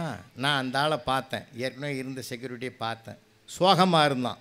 என்னப்பான்னு கேட்டேன். டியூட்டி மாத்திரம் வரல, என் பொண்ணை பார்க்குறதுக்கு மாப்பிள்ளை வீடு வராங்க, நான் என்ன பண்ணுறதுன்னு தெரியலேன்னு சொன்னான். நீ வேறு சொல்லிட்டு போனியா பல மணி நேரம் ஆகும்னு. இது எத்தனை மணி நேரம் டியூட்டி செய்யணும்னு கேட்டேன். 8 மணி நேரம்னா. பரவாயில்லை, அட்ஜஸ்ட் பண்ணிக்கலான்னு சொல்லி தான். எவ்வளோ கொடுப்பேன்னு கேட்டேன். 400 ரூபான்னா. சபாஷ், 8 மணி நேரமும் பொழுதும் போகும், 400 ரூபாயும் கிடைக்குதுன்னு தாண்டி ஒத்துக்கினேன்னா. இன்னும் 1 ஹவர் தான் இருக்குது, முடிச்சிடலான்னா. அந்த அம்மா அப்படியே ஆனந்த கண்ணீர் விட்டுது. சார், உனக்கும் எனக்கும் பொருத்தம் பார்க்கும்போது மனப்பொருத்தம் தான் 100% இருக்குதுன்னு அன்றைக்கே சொன்னாங்க. அது இன்றைக்கி தான் நான் அதை பார்க்குறேன். எடுத்து வச்ச புடவைக்கு 400 ரூபா குறையுதேன்னு நினச்சேன். அதை கரெக்டாக சம்பாதிச்சிட்ட பற்றியா? உண்மையிலேயே 7 ஜென்மத்துக்கு நீ தாயா எனக்கு புருஷனாக வரணும்னு அது சொல்லிச்சு. நம்மால் மனசுக்குள்ளே நினச்சிக்கணும், இதுதான் எனக்கு 7வது ஜென்மமாக இருக்கணும்னு அவன் முடிவு பண்ண. சார், இதை விட மகிழ்ச்சி உலகத்தில் என்ன சார் இருக்குது? விட்டு கொடுப்பது. பட்டு கொடுத்தால் மகிழ்ச்சி வருமா? கை நிறைய துட்டு கொடுத்தால் மகிழ்ச்சி வருமா? நகை நட்டு கொடுத்தால் மகிழ்ச்சி வருமா? விட்டு கொடுத்தால் தான் மகிழ்ச்சி வரும் என்றால் அதை விட்டு கொடுக்கிற பண்பாட்டை ராமாயணம் சொல்லி கொடுக்கிறது. நாட்டையே விட்டு கொடுக்குறான சார் ராமன். அவன் விட்டதுனால பரதனை விட்டு கொடுக்குறான், லட்சுமணனை விட்டு கொடுக்குறான் இல்லையா, சத்ருக்கனனை விட்டு கொடுக்குறான். எல்லாரும் விட்டு கொடுப்பதற்கு தயாராக இருக்கிற காரணத்தினால் அந்த குடும்பமே அவ்வளவு மகிழ்ச்சியாக ஒற்றுமையாக இருந்தது. விட்டு கொடுப்பதற்கு தயாராக இல்லை என்று போட்டி போட்டதனால்தான் துரியோதனனுடைய குடும்பமே அழிந்து போனது. அப்படி என்றால் ஒரு குடும்பத்தில் எது ஆட்சி கொள்ள வேண்டும் என்ற ஒரு அற்புதத்தை, பெருமையை நம்முடைய மொழி நமக்கு கற்றுக் கொடுக்கிறது, இலக்கியங்கள் வாயிலாக. சாதாரணமானதல்ல. ஒன்றை சொல்லி நான் நிறைவு செய்கிறேன். 95 வயசு பெரியவர், 95 வயசு பெரியவர், அவரை வந்து ஒருத்தன் கேட்குறான், நீங்கள் எப்படி இருக்கீங்கன்னு கேட்டான். நல்லா தான் இருக்கேன். இந்த வயசுலேயும் நல்லா இருக்கிறதுக்கு என்ன காரணம்னு கேட்டான். அதுக்கு பெரியவர் சொன்னார், அழகான செய்தி, வாழ்க்கை செய்தி. இதுதான் தமிழ் சொல்லி கொடுக்குற அழகான வாழ்வியல் இனிமை. புது மலர் அல்லள். என்னுடைய மனைவி இருக்கிறாளே, அவள் புது மலர் இல்லை. கல்யாணமான போது அன்றைக்கு பூத்த மலர் போல இருந்தா. இன்னைக்கு அவள் இப்போ அப்படி இல்லை, வாடி வதங்கி சருகாகி கிடக்கிறாள், காய்ந்த புற்கட்டு. அவளுடைய உடம்பே பச்சை புல்லை காய வைத்தால் வதங்கி வாடி கிடப்பது போல் இருக்கிறது. புது மலர் அல்லல், காய்ந்த புற்கட்டு. சதிராடும் நடையல் அல்லல். கல்யாணமான புதுசில் டங்கு டங்கு நடப்பா, தரையே அதிரும். ஆனால் இன்னைக்கு செவத்தை பிடிச்சி தட்டு தடுமாறி நடக்கிறா. சதிராடும் நடையல் அல்லல், தள்ளாடி விழும் மோதாட்டி. மதியல்ல முகம். கல்யாணமான புதுசில் அவளுடைய முகத்தை நான் வர்ணித்திருக்கிறேன். பௌர்ணமி நிலவு போல ஒளி வீசும் அந்த முகத்தை நான் பாடியிருக்கிறேன். நீலவான் ஆடைக்குள் உடல் மறைத்து நிலவென்று காட்டுகின்றாய், ஒளிமுகத்தை கோலம் முழுதும் காட்டிவிட்டால் காதல் கொள்ளையிலே இவ்வுலகம் சாமோ, வான சோலையிலே பூத்ததனி பூவோ நீதான், சொக்கவிள்ளி பார்க்குடமோ அமுத ஒற்றோ, காலை வந்த செம்பருதி கடலில் மூழ்கி கனல் மாறி குளிரடைந்த ஒளிப்பிழம்போ என்று நானே அவளை வர்ணித்து பாடியிருக்கிறேன். மதியல்ல முகம் வரல் நிலம் எது எனக்கு இன்பம் தரும் தெரியுமா, அவள் இன்னும் உயிரோடு இருக்கின்றாள் என்ற ஒற்றை வார்த்தை என் காதில் விழுந்ததனால்தான் நான் மகிழ்ச்சியாக ஆரோக்கியமாக இருக்கிறேன் என்று 95 வயது பெரியவர் அதை ஒரு ஸ்டேட்மெண்ட் வாக்கு மூலம் கொடுக்கிறார் என்றால் வாழ்க்கையினுடைய அழகு அங்கு தான் இருக்கு. அன்பும் அறனும் உடைத்தாயின் இல்வாழ்க்கை, பண்பும் பயனும் அது என்று நம்முடைய தமிழிலே வள்ளுவன் சொல்லியிருக்கிற அழகான ஒரு வாழ்வியல் சிந்தனை அது. நிறைய படிப்போம், பிள்ளைகளோடு பேசுவோம். வெறும் கல்வியை தருவதை விட அவனுக்கு மனித பண்புகளையே நிறைய சொல்லிக் கொடுப்போம். ஏன்னா மனித பண்புகள் இப்பெல்லாம் குறைஞ்சி போச்சுங்க, ரொம்ப வருத்தமாக இருக்குது. இன்னொரு உதவிக்கரத்தை நீட்டணுன்ற எண்ணமே வரமாட்டேங்குது. ஏன்னா அந்த காலத்தில் எல்லாருக்கும் கொடுறான்னு எங்கள் அம்மா பள்ளிக்கூடத்துக்கு அனுப்பும்போதே சொல்லி கொடுத்தாங்க. இப்போ யாருக்கும் கொடுக்காது, யார் கையிலையும் வாங்காதுன்னு சொல்லி கொடுக்குற காலத்துக்கு நம்ம வந்துட்டோம். அதனால்தான் சொல்கிறேன். ஏன்னா ஒரு 6-7 வருஷத்துக்கு முந்தி முடிச்சூர் ரோடு எல்லாம் வெள்ளம் வரும்ல, அந்த பக்கமாக நானே ஸ்கூட்டரில் போகிறேன். என்னை ஒருத்தன் இடிக்கிற மாதிரி போனான் சார். நானும் பொறுமையாக ஓரமாக போயிட்டேன். இடிக்கிற மாதிரி போனவன் நேராக போனான், ஒரு கரண்ட்டு கம்பத்தில் மோதி கீழே விழுந்துட்டான். நான் மனசு கேட்கல, ஓரமாக ஸ்கூட்டரை லாக் பண்ணிவிட்டு அவனை கொண்டு போய் ஆட்டோவில் ஏற்றி தீபா ஹாஸ்பிட்டலில் அட்மிட் பண்ணி ஃபஸ்ட் எய்டெலாம் கொடுத்தேன் சார். கொடுத்துட்டு மூச்சு தெளிஞ்ச பிறகு என்னை பார்த்தான். உன்னை இடிக்கிற மாதிரி போனேன், அப்போ கூட என்னை தப்பாக நினைக்காம கொண்டு வந்து ஆஸ்பத்திரியில் சேர்த்து எனக்கு சிகிச்சை கொடுத்த பற்றியா, வாழ்க்கையில் உன்னை நான் மறக்கவே மாட்டேன். ஆனால் ஒன்று, இதே மாதிரி உதவியே ஒரு காலத்தில் உனக்கு நான் செய்யாமல் விட மாட்டேன்னா. ஆட பாவி, இதுக்காடா நான் சொன்னேன், இதுக்காக நான் சொன்னேன். புழல் ஜெயிலுக்கு ஒரு தடவை போயிருந்தோம். தப்பாக பார்க்காதீங்க, பேசுகிறதுக்கு தான். 500 ஆயுள் கைதிகளை ஒன்றா உட்கார வச்சு நான் ஸ்டாப் ஹியூமர் நல்லா பேசணும். அதில் ஒரு கைதி நன்றி சொல்ல வந்தார். புலவர் ராமலிங்கம் சிரிக்க சிரிக்க பேசினார். இவர் வாழ்நாள் பூரா நம்ம கூட இருந்தால் நல்லா இருக்கும்னா. அவனுடைய நோக்கம் என்ன உள்ள தள்ளணும்னு அவசியம் இல்லை, அவளை விருப்பம் வச்சுக்கிறான்னு அர்த்தம் அதுக்கு. அதனால் மகிழ்ச்சியாக இருங்க. உலகத்திலே கிடைக்காதது நட்புயா. உலகத்தில் ஆண்டவன் கொடுத்தது உறவு, நாம தேடி கிடைத்தது நட்பு. அந்த நட்பையும் தமிழ் சொல்லி கொடுக்குது எப்படி பராமரிக்கணும்னு, உறவையும் எப்படி காப்பாற்றணும்னு சொல்லி கொடுக்குது. இந்த வாழ்க்கை, இந்த பிறவியில் நமக்கு கிடைத்த வாழ்க்கை அற்புதமான வாழ்க்கை என்று மகிழ்ச்சி அடைவோம்.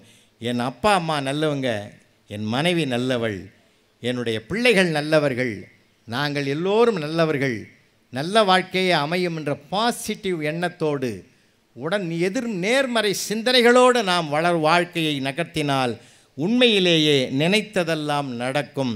எண்ணியாங்கு எய்துவர் எண்ணியர் திண்ணியராக பெறின் என்று சொன்ன வள்ளுவன் தான் சொன்னான். வெள்ளத்தனைய மலநீட்டம் மாந்தர்தம் உள்ளத்தனையது உயர்வு என்றால் உள்ளம் பெருங்கோயில் ஊனுடம்பு ஆலயம் வள்ளல் பெறானார்க்கு வாய் கோபுரவாசல் தெள்ளத் தெளிந்தார்க்கு சீவன் சிவலிங்கம் கள்ளப்புலனைந்தும் காளாமணி விளக்கே என்பதனாலே உள்ளத்தை கோயிலாக்குவோம். இதயபூர்வமாக அடுத்தவர்களோடு பழகுவோம். ஒருவரை ஒருவர் பேதப்படுத்தி பார்க்க வேண்டாம். ஒருவரோடு ஒரு கஷ்டமே வந்தாலும் கூட அதை தூக்கி எறிங்க. இன்றைக்கி பிள்ளைகள் அதிலெல்லாம் கெட்டிக்காரனாக இருக்கிறான். சமீபத்தில் நந்தனா ஆர்ட்ஸ் காலேஜ் போயிருந்தேன்.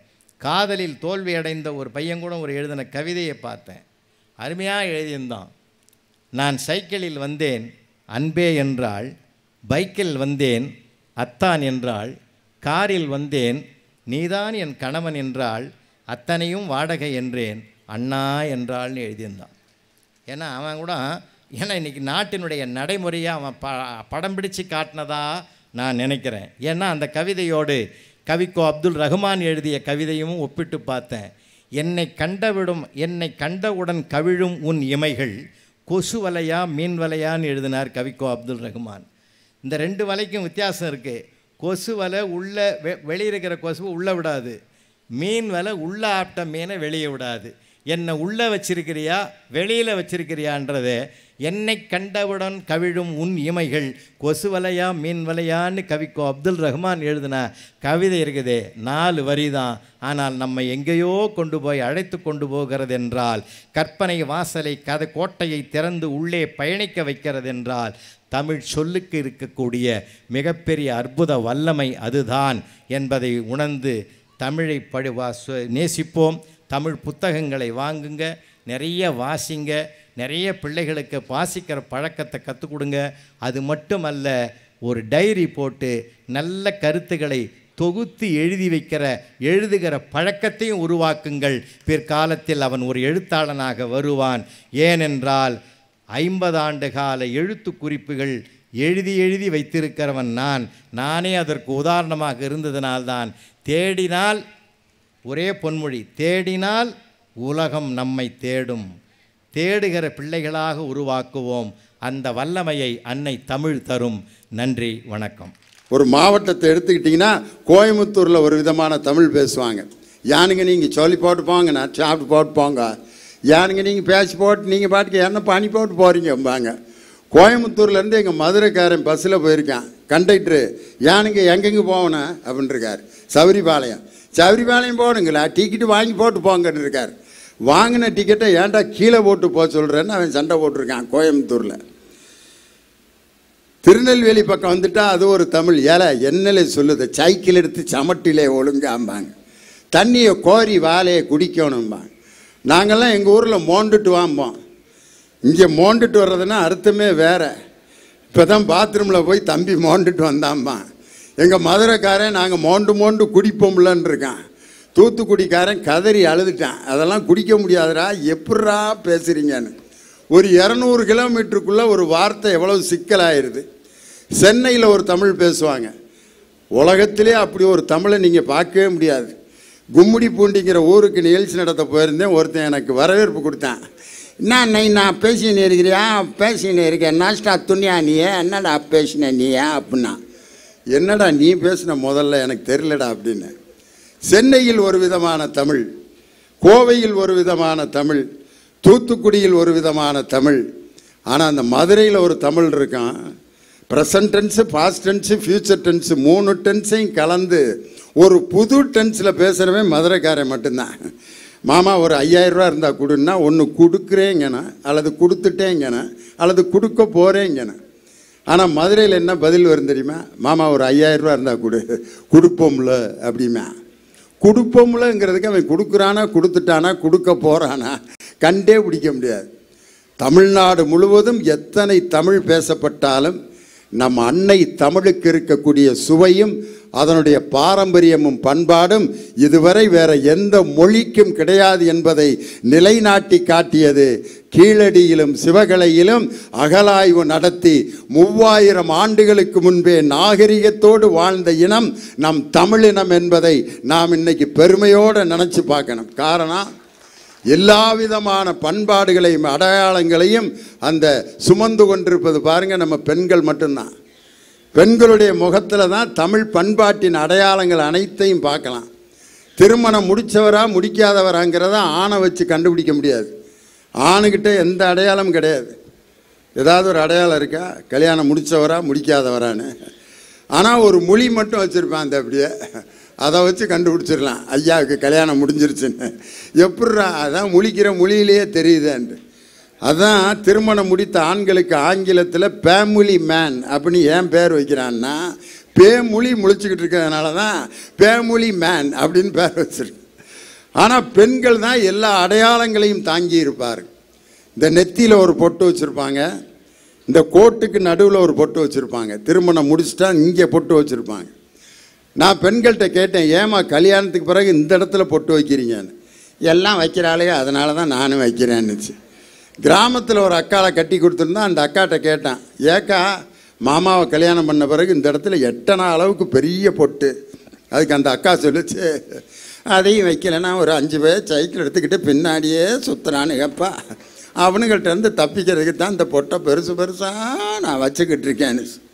ஒரு பொட்டு வைக்கிறதுல கூட பெண்கள் இன்னைக்கு ஒரு பாரம்பரியத்தை பண்பாட்டை கடைப்பிடித்து கொண்டிருக்கிறார்கள். ஆனால் இன்றைக்கி நாகரிகம் என்ன ஆயிடுச்சுன்னா ஸ்டிக்கர் போட்டாயிருச்சு. அந்த ஸ்டிக்கர் போட்டால் எங்கே தான் ஒட்டணும்னு ஒரு விவஸ்தையே கிடையாது. கண்ணாடியில் ஒரு 10 பொட்டு இருக்கும், பாத்ரூம் கதவுல ஒரு 20 பொட்டு இருக்கும். ஒரு அம்மா இப்படி தான் ஸ்டிக்கர் போட்டை வச்சுட்டு பஸ்ஸில் தூங்கிக்கிட்டே வந்து அந்த சீட்டில் ஒட்டி விட்டுருச்சு அந்த பொட்டை. ஒரு நேரம் சரியில்லாதவன் அந்த சீட்டில் வந்து உட்காந்துருக்கேன், அவன் சட்டையில் ஒட்டிருச்சு அந்த ஸ்டிக்கரு. வீட்டில் போய் அவன் என்ன பாடுபட்டிருப்பான்னு யோசனை பண்ணி பாருங்கள். அவன் வீட்டுக்காரம்மா பார்த்துட்டு எத்தனை நாளாக நடக்குது இந்த வேலை அப்படின்னு இருக்கான். அவன் வந்து ஏதோ ஆஃபீஸில் வேலை பார்க்குறது தான் கேட்குற ஆளாக்குன்ட்டு 25 வருஷமாக நான் வேலை பார்க்குறேன் உனக்கு தெரியாதான்னு. என்னது கல்யாணம் ஆகி 20 வருஷம் தானே ஆகுது, 25 வருஷமாக நடக்குதா அப்படின்னு. கடைசிக்கு அவனை பார்த்தா அந்த பொட்டை வச்சு சண்டை வந்திருக்கு. அப்புறம்தான் சொல்லியிருக்கேன், இந்த பொட்டுக்கும் உனக்கு என்னையா சம்மந்தானே. பொட்டுக்கும் எனக்கும் சத்தியமாக சம்மந்தமே இல்லை. பொட்டுக்கும் உனக்கும் சம்மந்தம் இல்லை, நான் பொட்டு வச்சவளுக்கும் உனக்கு என்ன சம்மந்தம்னு அந்த ஸ்டிக்கர் பொட்டில் அவ்வளோ பிரச்சனை ஆயிடுச்சு. வாக்கினில் இனிமை. ஒரு மேடையில் பேசுவது என்பது சாதாரண விஷயம் இல்லை. கேட்பார் பிணிக்கும் தகையவாய் கேளாரும் வேட்ப மொழிவதாம் சொல் அப்படிமா. ஒரு சொல்ங்கிறது எவ்வளவு சக்தி வாய்ந்ததுங்கிறத நம்ம எங்கே பார்க்கலாம் அப்படின்னா, சாதாரண வீட்டில் பேசிகிட்டு இருக்கும்போது சொல்லுவாங்க, என்ன வார்த்தை கேட்டார் அவர், அந்த வார்த்தையை என்னால் ஜீரணிக்கவே முடியல, என்ன கேட்டார் ஒரு வார்த்தை, இப்படி ஒரு வார்த்தை என்னை கேட்கலாமா, என்னடா அப்படி ஒரு வார்த்தை கேட்டார், வார்த்தை வார்த்தை வார்த்தைன்னு அந்த ஒரு வார்த்தைக்கு அவ்வளவு சக்தி இருக்கு. காரணம் என்னன்னா, ஒரு சொல் கொல்லும், இன்னொரு சொல் வெல்லும். அந்த சொல்லுக்கு அவ்வளவு சக்தி இருக்கு. ஆஸ்பத்திரியில் ஒருத்தர் சோகம் இல்லைன்னா ஹார்லிக்ஸ் பாட்டில் ஆரஞ்சு பழம்லாம் வாங்கி கொண்டு போய் பார்த்துட்டு அவர்கிட்ட என்ன சொல்லுவான், மாமா ஒன்றும் செய்யாத, கவலைப்படாத, நெஞ்சு வலி தானே, ஒன்றும் பிரச்சனை இல்லை, தைரியமாக இருங்க, ஒன்றும் ஆகாது அப்படின்னு தைரியம் சொல்லிவிட்டு அந்த ஆரஞ்சு பழத்தையும் சாத்துக்குடியும் கொடுத்துட்டு வந்தால் அவர் நிம்மதியாக இருப்பார். சில பேர் போய் என்ன பண்ணிடுவேன், மாமா நெஞ்சு வலியா, எத்தனை நாளா, 5 நாளா, எந்த பக்கம், இடது பக்கம், இடது பக்கமா, வலிக்கப்படாத ஐயா, இதே மாதிரி தான் எங்கள் பெரியப்பா வலிக்குதுன்னு சொன்னார், முந்தா நாள் தான் இறந்து போனார் அப்படின்றான். சொல்லிக்கிட்டு இருக்கும்போது அவன் என்னதுன்னா அவ்வளோதான், எழுப்பி பார்த்தா மேட்ரு முடிஞ்சிருச்சு. ஒரு வார்த்தை போதும் ஒரு மனிதனை கொல்வதற்கு. ஆனால் வெல்கின்ற சொற்களை சொல்வது ரொம்ப கஷ்டம்.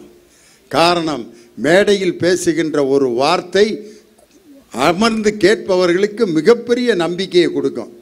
நேற்று நான் வந்து ஆரணிக்கு பக்கத்தில் ஒரு ஊரில் அரசியல் பொதுக்கூட்டம் பேசினேன். பேசி முடிச்சோன்னே அந்த மேடையில் இருந்தவர் சொல்கிறாரு, இன்னைக்கு ராத்திரி நான் ப்ரெஷர் மாத்திரை போடுவேன், உங்கள் பேச்சை கேட்டதுக்கு பிற்பாடு இன்னைக்கு நான் ப்ரெஷர் மாத்திரை போடாமல் தூங்குவேன் அப்படின்னு சொன்னார் பாருங்க. அதுதான் ஒரு பேச்சிலே வாக்கினிலே இனிமை. மேடையில் இருக்கிறவங்க தன்னை சுற்றி இருப்பவர்கள் எல்லோரும் மகிழ்ச்சியாக இருக்க வேண்டும் என்று நினைக்க வேண்டும். நம்ம வாயிலிருந்து வரக்கூடிய சொற்கள். முத்தமிழறிஞர் டாக்டர் கலைஞர் அப்படிதான், அவரை சுற்றி இருப்பவர்கள் எல்லோரும் மகிழ்ச்சியாக இருக்க வேண்டும் என்பதற்காகவே அவருடைய பத்திரிகையினுடைய பேட்டிகளை கேட்டிங்கன்னா அவ்வளவு சுவாரஸ்யமாக இருக்கும். ஒரு நாள் ரஜினிகாந்த் வந்து அவரை சந்திச்சுட்டு போகிறாரு. ஒரு அரசியலில் முக்கியமான காலகட்டம். ரஜினிகாந்த் பார்த்துட்டு போனது பிற்பாடு பத்திரிகைக்காரங்கள்லாம் கலைஞர்கிட்ட போகிறாங்க. போய் ரஜினிகாந்த் உங்களை சந்தித்து பேசினார், என்ன பேசினார் அப்படின்னா அவர் இப்படியே பார்த்தார். பத்திரிகைக்காரங்களாம் ரொம்ப ஆசையாக பேப்பர் பேனாவோடு அப்படியே ரெடியாக இருக்காங்க. ரஜினிகாந்த் உங்களிடம் என்ன பேசினார்?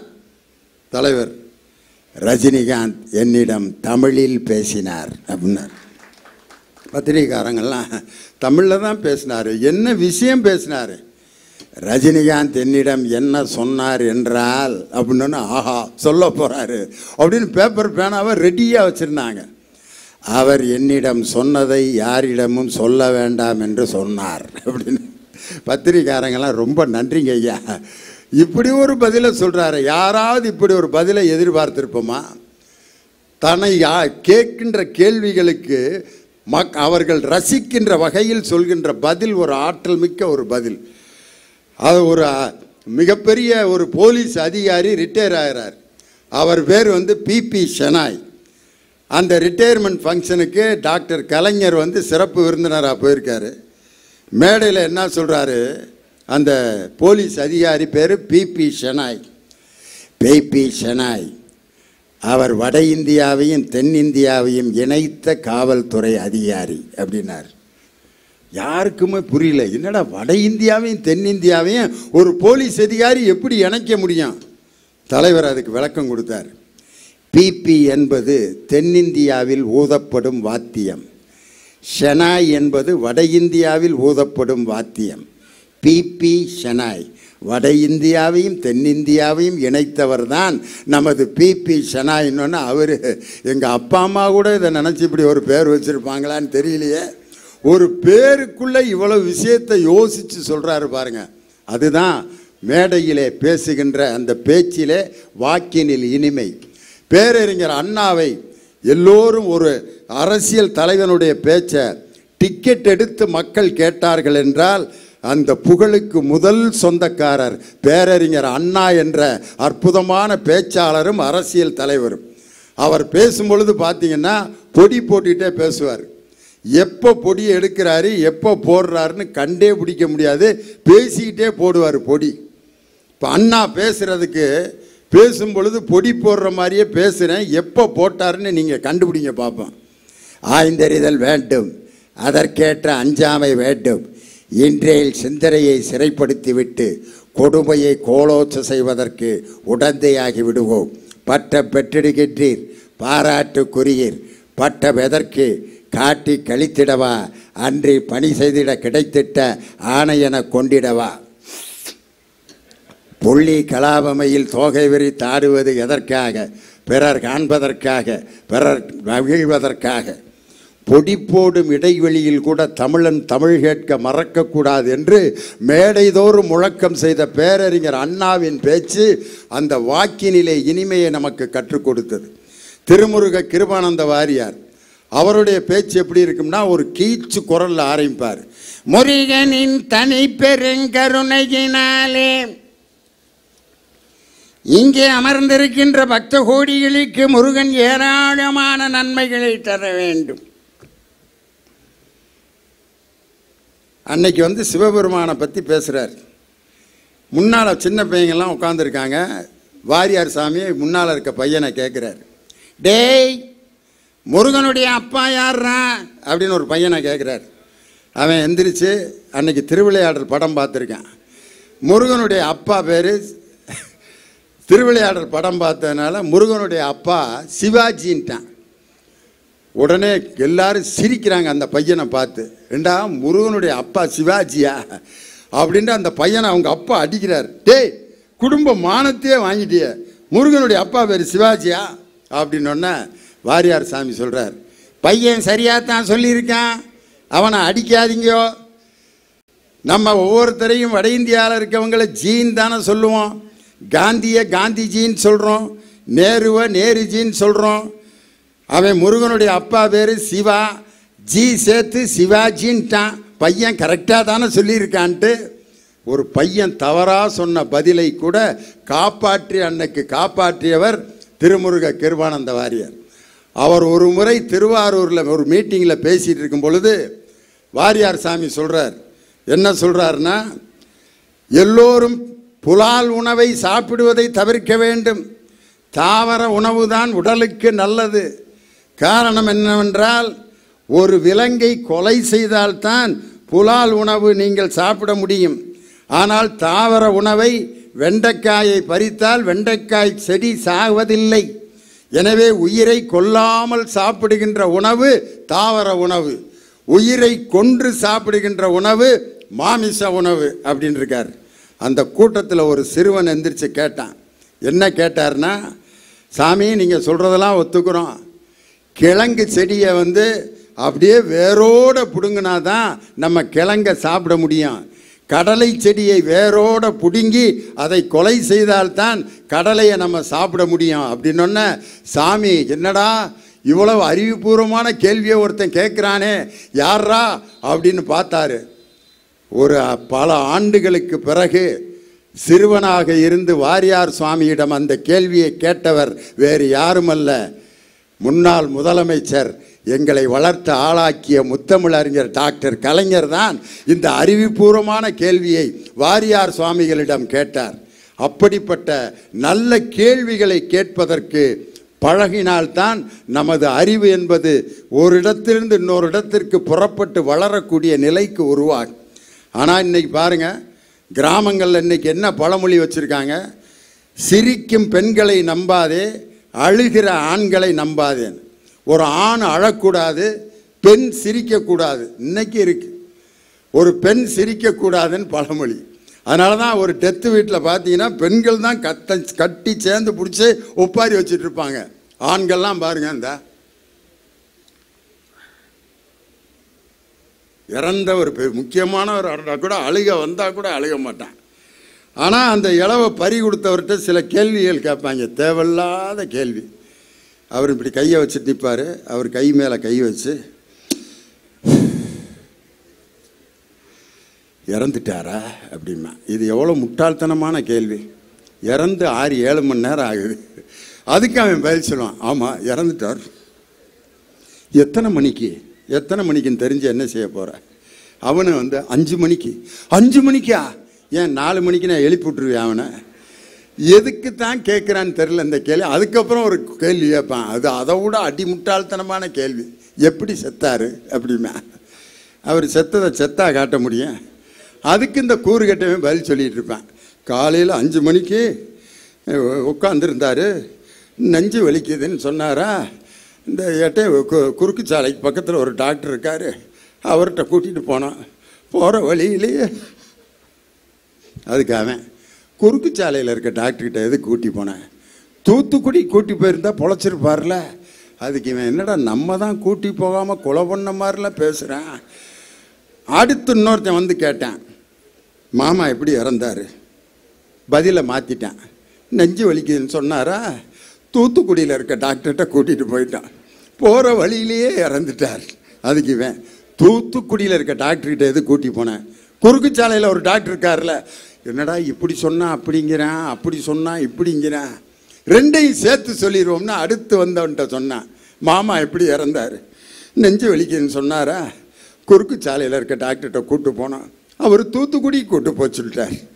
போகிற வழியிலே இறந்துட்டார். அதுக்கு இவன் எதுக்குடா ஆஸ்பத்திரிக்கா கூப்பிட்டு போனேன்? அவர் தான் முடிய போகுதுன்னு தெரிஞ்சிருக்குல்ல, வீட்டிலே வச்சுருந்தா நிம்மதியாக இறந்துருப்பார்லன்னு. என்னடா எது சொன்னாலும் நம்ம தான் கொலை பண்ண மாதிரில பதில் பேசுகிறேன். அடுத்து வர்றவன்ட்டு அவன் என்ன பதில் சொல்லியிருப்பான்னு நினைக்கிறீங்க? மாமா எப்படி இறந்தார், நீயே எழுப்பி கேட்டுக்கிடான் இருக்கான். அவர் எப்படிடா பதில் சொல்லுவார்? தெரியாதில்ல, போட அப்படின்னு. ஒரு கேள்வி கேட்பது என்பது அந்த கேள்வியின் மூலம் கிடைக்கின்ற பதில் நமக்கு ஒரு மிகப்பெரிய அறிவு வளர்ச்சியை நமக்கு உண்டு பண்ணணும். அதுதான் உண்மையான கேள்வி. அந்த கேள்வியை யார் சிறப்பாக கேட்கிறார்களோ அந்த கேள்வியால் தான் அறிவு என்பது வளரும். அந்த அறிவு வளர்வதற்கான கேள்விகளை கேட்பதற்கு நம்ம மாணவர்களுக்கு இன்றைக்கி பயிற்சி கொடுக்கணும். ஒரு 2 ஆண்டுகளாக நம்ம அந்த கொரோனா காலத்தில் வாழ்ந்த நேரத்தில் மாணவர்களுக்கு பள்ளிக்கூடம்னா என்னானே தெரியாமல் இருந்த அந்த மாணவர்கள் ஒரு 2 வருஷம் கழித்து இன்றைக்கி ஸ்கூலுக்கு வந்திருக்காங்க. வர்றதுக்கு முன்னாடி அவங்கெல்லாம் எதில் படிச்சுட்டு இருந்தாங்கன்னா ஆன்லைன் கிளாஸில் படிச்சுட்டு இருந்தாங்க. அந்த ஆன்லைன் வகுப்பில் படிக்கும் பொழுது எல்கேஜி யூகேஜி எல்லாமே ஆன்லைன் கிளாஸில் நடந்துட்டு இருந்துச்சு. ஒரு நர்சரி ரைம் கூட பாருங்கள் ஆன்லைனில் சொல்லி கொடுத்துட்டு இருந்தாங்க. ரிங்கா ரிங்கா ரோசஸ் பாக்கெட் ஃபுல்லாக பாய்சஸ் அஸ்ஸா புஸ்ஸா ஆல் ஃபால் டவுன். இது ஆன்லைனில் நடந்துட்டுருக்கு. என் பேரனும் பேத்தியும் பக்கத்து ரூமில் உட்காந்து ஆன்லைன் கிளாஸ் அட்டன் பண்ணிட்டு இருந்தாங்க. நான் இந்த ரிங்கா ரிங்கா ரோசஸ் பாட்டை கேட்கவும், ஆஹா பேரனும் பேத்தியும் சந்தோஷமாக படிச்சுட்டு இருக்காங்கடான்னு நினச்சேன். திடீர்னு பார்த்தா சவுண்டு மாறுச்சு. மிஸ்ஸோட குரலையும் காணா, பேரம்பேத்தியோட குரலையும் காணா. என்ன குரல் ஓடிக்கிட்டு இருந்துச்சுன்னா, டே பட்லு, நீ என்னடா சமோசாவை திங்காம என்னைய விட்டுட்டு சமோசா சாப்பிட்டுக்கிட்டு இருக்க? டே பட்லு, எனக்கு சமோசா கொடுறான். டே மோட்டு, ஜான் நம்மளை துரத்திட்டு வர்றான், நீ என்னடான்னு பார்த்தா மோட்டு பொட்டில் ஓடிக்கிட்டு இருக்கு. ரிங்கா ரிங்கா ரோசஸை டக்குன்னு கார்ட்டூன் சேனலாக மாற்றி மோட்டு பொட்டில் கேட்க ஆரம்பிச்சிட்டானு. காரணம், ஆன்லைனில் கல்வி கற்பது என்பது ஒரு நிழலை பார்த்து தெரிந்து கொள்ளக்கூடிய ஒரு விஷயம். ஆனால் நேரடியாக ஒரு ஆசிரியரிடம் கல்வி கற்பது தான் உண்மையான கல்வி. அதனால் 2 ஆண்டுகளுக்கு பிறகு இன்று மாணவர்கள் பள்ளிக்கு வந்த பிறகு அந்த ஆன்லைனில் படித்து கொண்டிருந்த மாணவர்கள் இன்று உண்மையான கல்வியை கிடைப்பதற்காகத்தான் அரசு இன்று ஒரு அற்புதமான திட்டத்தை தீட்டி இருக்கிறது. அதுதான் இல்லம் தேடி கல்வி என்ற ஒரு அற்புதமான திட்டம். சாதாரண வாலண்டியர்களை வைத்துக்கொண்டு பள்ளிக்கு செல்ல மனமில்லாத மாணவர்களை பள்ளிக்கு செல்வதற்கு ஒரு தயாரிக்கின்ற பணிதான் அந்த இல்லம் தேடி கல்வி. வாக்கினில் இனிமை. இனிமை என்பது வெவ்வேறு சுவைகள் நம்ம கேள்விப்பட்டிருக்கோம். புளிப்பு, துவர்ப்பு, இனிப்பு, காரம், கசப்பு, 5 சுவைகள் இருக்கு. பேச்சில் புளிப்புங்கிறது எப்போ வரும்? ஒரே விஷயத்தை திருப்பி திருப்பி பேசிக்கிட்டு இருந்தோம்னா என்னடா அது இப்படி புளிச்சு போன விஷயத்தை திருப்பி திருப்பி பேசுகிறாரு அப்படிம்போம். கசப்பான விஷயத்தை சொன்னோம்னா உட்காந்துருக்கவங்களுக்கு புரியாமல் சில பேர் பேசிகிட்டு இருப்பாங்க. அதுக்கு பேர் கசப்பான பேச்சு. துவர்ப்பான பேச்சு என்னன்னா, உட்காந்துருக்கவங்க பூரா ஒரு குறிப்பிட்ட நம்பிக்கை உள்ளவங்களாக இருப்பாங்க. அந்த நம்பிக்கைக்கு எதிராக பேசுகிறவர் துவர்ப்பான பேச்சை பேசுகிறார்னு அர்த்தம். காரமான பேச்சுன்னா கோவப்பட்டு சில பேர் மேடையில் பேசிகிட்டு இருப்பாங்க. உட்காந்துருக்கவங்கெல்லாம் அவர் கோபமாக இருக்கார், நம்ம கோபத்தை எங்கடா போய் காட்டுறதுன்ட்டு அவர் அப்படியே உட்காந்துருப்பாங்க. ஆனால் மேடையிலே இனிமை எப்போது உண்டாகும் அப்படின்னா, இருக்கின்ற சுவைகளிலே அருமையான சுவை எது என்றால் அதுதான் நகைச்சுவை.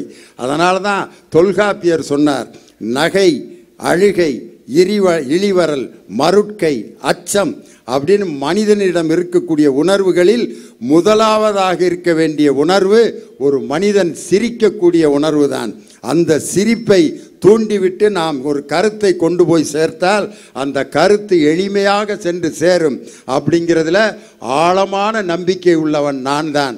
அதற்கு மிகப்பெரிய வழிகாட்டிகள் எல்லாம் யார் என்றால் கலைவாணர் NS கிருஷ்ணன். அவர் ஒரு தடவை காரில் போயிட்டுருக்காரு. ஒருத்தன் கல்லை கொண்டு எரிஞ்சு NS கிருஷ்ணனுடைய கார் கண்ணாடியை உடைச்சிட்டான். உடைச்சோன்ன உடனே அவர் காரில் இருக்க 2-3 பேர் ஓடி போய் அந்த கல்லை தூக்கி போட்ட மாணவனை பிடிச்சிட்டு வந்துட்டாங்க. NS கிருஷ்ணன் அப்படியே பார்த்தார், ஐயா இவன் தான் உங்கள் காரை கல்லை கொண்டு கண்ணாடியை உடைச்சவன். NS கிருஷ்ணன் அப்படியே பார்த்துட்டு, நீ தான் என் கண்ணாடியை உடைச்சவனா? ஏவா அவர் அடிக்க போகிறாருன்ட்டு அவன் நடுங்கிட்டே பக்கத்தில் வந்தான். பாக்கெட்லேருந்து 2 ரூபாய் எடுத்து கொடுத்தாரு. வாங்கிட்டு அவன், ஐயா பக்கத்தில் இருக்கவன், என்னையா முட்டாள்தனம் பண்ணுற, உன் கண்ணாடியை உடைச்சிருக்கேன், அவனுக்கு போய் 2 ரூபா கொடுக்குறிய. அப்போ NS கிருஷ்ணன் சொன்னார், நான் ஏன் அவனுக்கு 2 ரூபா கொடுத்தேன்னா, அந்த பையன் 2 ரூபாயை வாங்கிட்டு மனசில் என்ன நினப்பான், இனிமேல் வர்ற கார் கண்ணாடியெல்லாம் உடைச்சா எல்லோரும் 2 ரூபா கொடுப்பாங்க அப்படின்னு அடுத்து வர்ற கார் கண்ணாடியை உடைப்பான். அவன் 2 ரூபாயா கொடுப்பான், அடிப்பான். இன்னொருத்தன் பெற்ற குழந்தைய நான் அடிக்கக்கூடாதுரா, அவன் இன்னொருத்தன்ட்ட அடி வாங்கட்டும்டான்னு சொல்லி அந்த 2 ரூபாயை கொடுத்து அவனுக்கு தண்டனையும் வாங்கி கொடுத்தார். ஆனால் அந்த பையனுக்கு பாடத்தையும் கற்றுக் கொடுத்தார். இதுதான் கலைவாணர் NS கிருஷ்ணனுடைய அற்புதமான ஒரு வடிவம். அதே மாதிரி அண்ணாவும் கலைஞரும் ஒரு ட்ரெயினில் போயிட்டுருக்காங்க. ஒருத்தன் பிச்சை எடுத்துகிட்டு வர்றான். பிச்சை எடுத்துகிட்டு கண் தெரியாதவங்க பாடுறதுக்குன்னே சில பாட்டு ட்ரெயினில் இருக்கும், பார்த்துருப்பீங்க. தாய் தந்த பிச்சையிலே பிறந்தேனம்மா, இங்கு நீ தந்த பிச்சையிலே வளர்ந்தேனம்மா, அம்மம்மா தம்பி என்று நம்பி அவர் உன்னை வளர்த்தார். ஐயா கண்ணு தெரியாதவன் ஐயா, ஏதாவது உதவி செய்யுங்க ஐயா அப்படின்ட்டு அப்படியே வர்றான். வந்து அண்ணாவும் கலைஞரும் உட்காந்துருக்காங்க. பக்கத்தில் வந்தவன், ஐயா கருப்பு துண்டு போட்டவர், கண்ணு தெரியாதவன் ஐயா, ஏதாவது உதவி செய்யுங்க ஐயா. ஐயா கூலிங் கிளாஸ் கண்ணாடி போட்டவர், கண்ணு தெரியாதவன் ஐயா, ஏதாவது உதவி செய்யுங்க ஐயா. அண்ணா பாக்கெட்லேருந்து 5 ரூபா எடுத்து கொடுத்துருக்காரு. கலைஞர் கேட்டிருக்காரு, என்னங்க அண்ணா கண்ணு தெரியாதவன், அவன் வந்து கண்ணு தெரியாதவனா நல்லா தெரியுது, கூலிங் கிளாஸ் போட்டவரேன்னு என்னையை கூப்பிட்றான், கருப்பு துண்டு போட்டவரேன்னு உங்களை கூப்பிட்றான், கண்ணு தெரியுது, ஏமாந்து போய் அவனுக்கு 5 ரூபா கொடுத்துருக்கீங்கன்னு. அண்ணா சொல்லியிருக்காரு, நான் உனக்கு அண்ணன், அவன் பக்கத்து கம்பார்ட்மெண்ட்லேருந்து வர்றப்பே கண்டுபிடிச்சிட்டேன் அவனுக்கு கண்ணு தெரியும்னு, அப்புறம் ஏன் 5 ரூபா கொடுத்தீங்க? அவன் பாடின பாட்டு நல்லா இருந்துச்சுரா, அந்த கலை ஆர்வத்தை பாராட்டி நான் அவனுக்கு 5 ரூபா கொடுத்தேன். அவன் என்னை ஏமாத்தினா கூட பரவாயில்ல, அந்த பாடிய கலை நன்றாக இருந்ததுன்னு பேரறிஞர் அண்ணா அவன் கையில் 5 ரூபா கொடுத்துருக்கார். இப்படி ஒரு கலையை வளர்க்க வேண்டும் என்று சொன்னால் நன்றாக அதை ரசிக்கணும். ஒரு நகைச்சுவையை கேட்டு சிரிக்க முடியலன்னாக்கா அவன் இந்த உலகத்தில் வாழ்ந்து பிரயோஜனமே இல்லை. நானும் ஒரு ஊரில் பேசிக்கிட்டே இருக்கேன், கூட்டமே விழுந்து சிரிச்சிட்டு இருக்கு. ஒரு 3 பேர் இருந்தா 2 மணி நேரம் இதே மாதிரியே இருந்தாங்க. பயந்துட்டு அவனுங்களை பார்த்து, எதுவும் தமிழேது தெரியலையான்னு கேட்டால் தமிழில் தான் பேசிகிட்டு இருக்கேன். காது கேட்கலையான்னு கேட்டால் கூப்பிட்டா திரும்புகிறேன். அப்புறம் ஏன்டா உங்களால் சிரிக்க முடியலன்னா, வேற ஒன்றும் இல்லை, சிந்திக்கிற ஆற்றல் எவனுக்கு இருக்கிறதோ அவனால் மட்டும்தான் சிரிக்க முடியும் என்று கலைவாணர் NS கிருஷ்ணன் ஒரு பாட்டில் பாடியிருப்பார். சிந்திக்க தெரிந்த மனித குலத்திற்கே சொந்தமான கையிருப்பு வேறு எந்த ஜீவராசிகளும் செய்ய முடியாத செயலாகும் இந்த சிரிப்பு. இது அதிகாரிகளின் ஆணவ சிரிப்பு, இது சதிகாரர்களின் சாகச சிரிப்பு,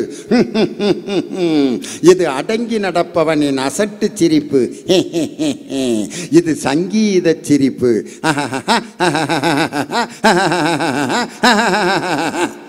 எத்தனை வகையான சிரிப்பு! மேடையில் இப்படித்தான் ஒரு சங்கீத வித்வான் பாடிக்கிட்டு இருந்தார். பாடுறாரு, கூட்டம் உட்காந்து எப்படா முடிப்பாருங்கிற நிலைமைக்கு ஆளாயிருச்சு.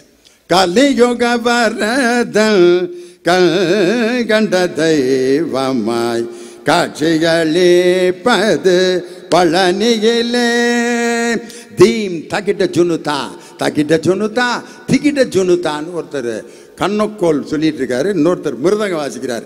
தங்கிறதாக்க திந்து தங்கிறதாக்க திந்து அட்டி நொறுக்கிட்டு இருக்காங்க கச்சேரி.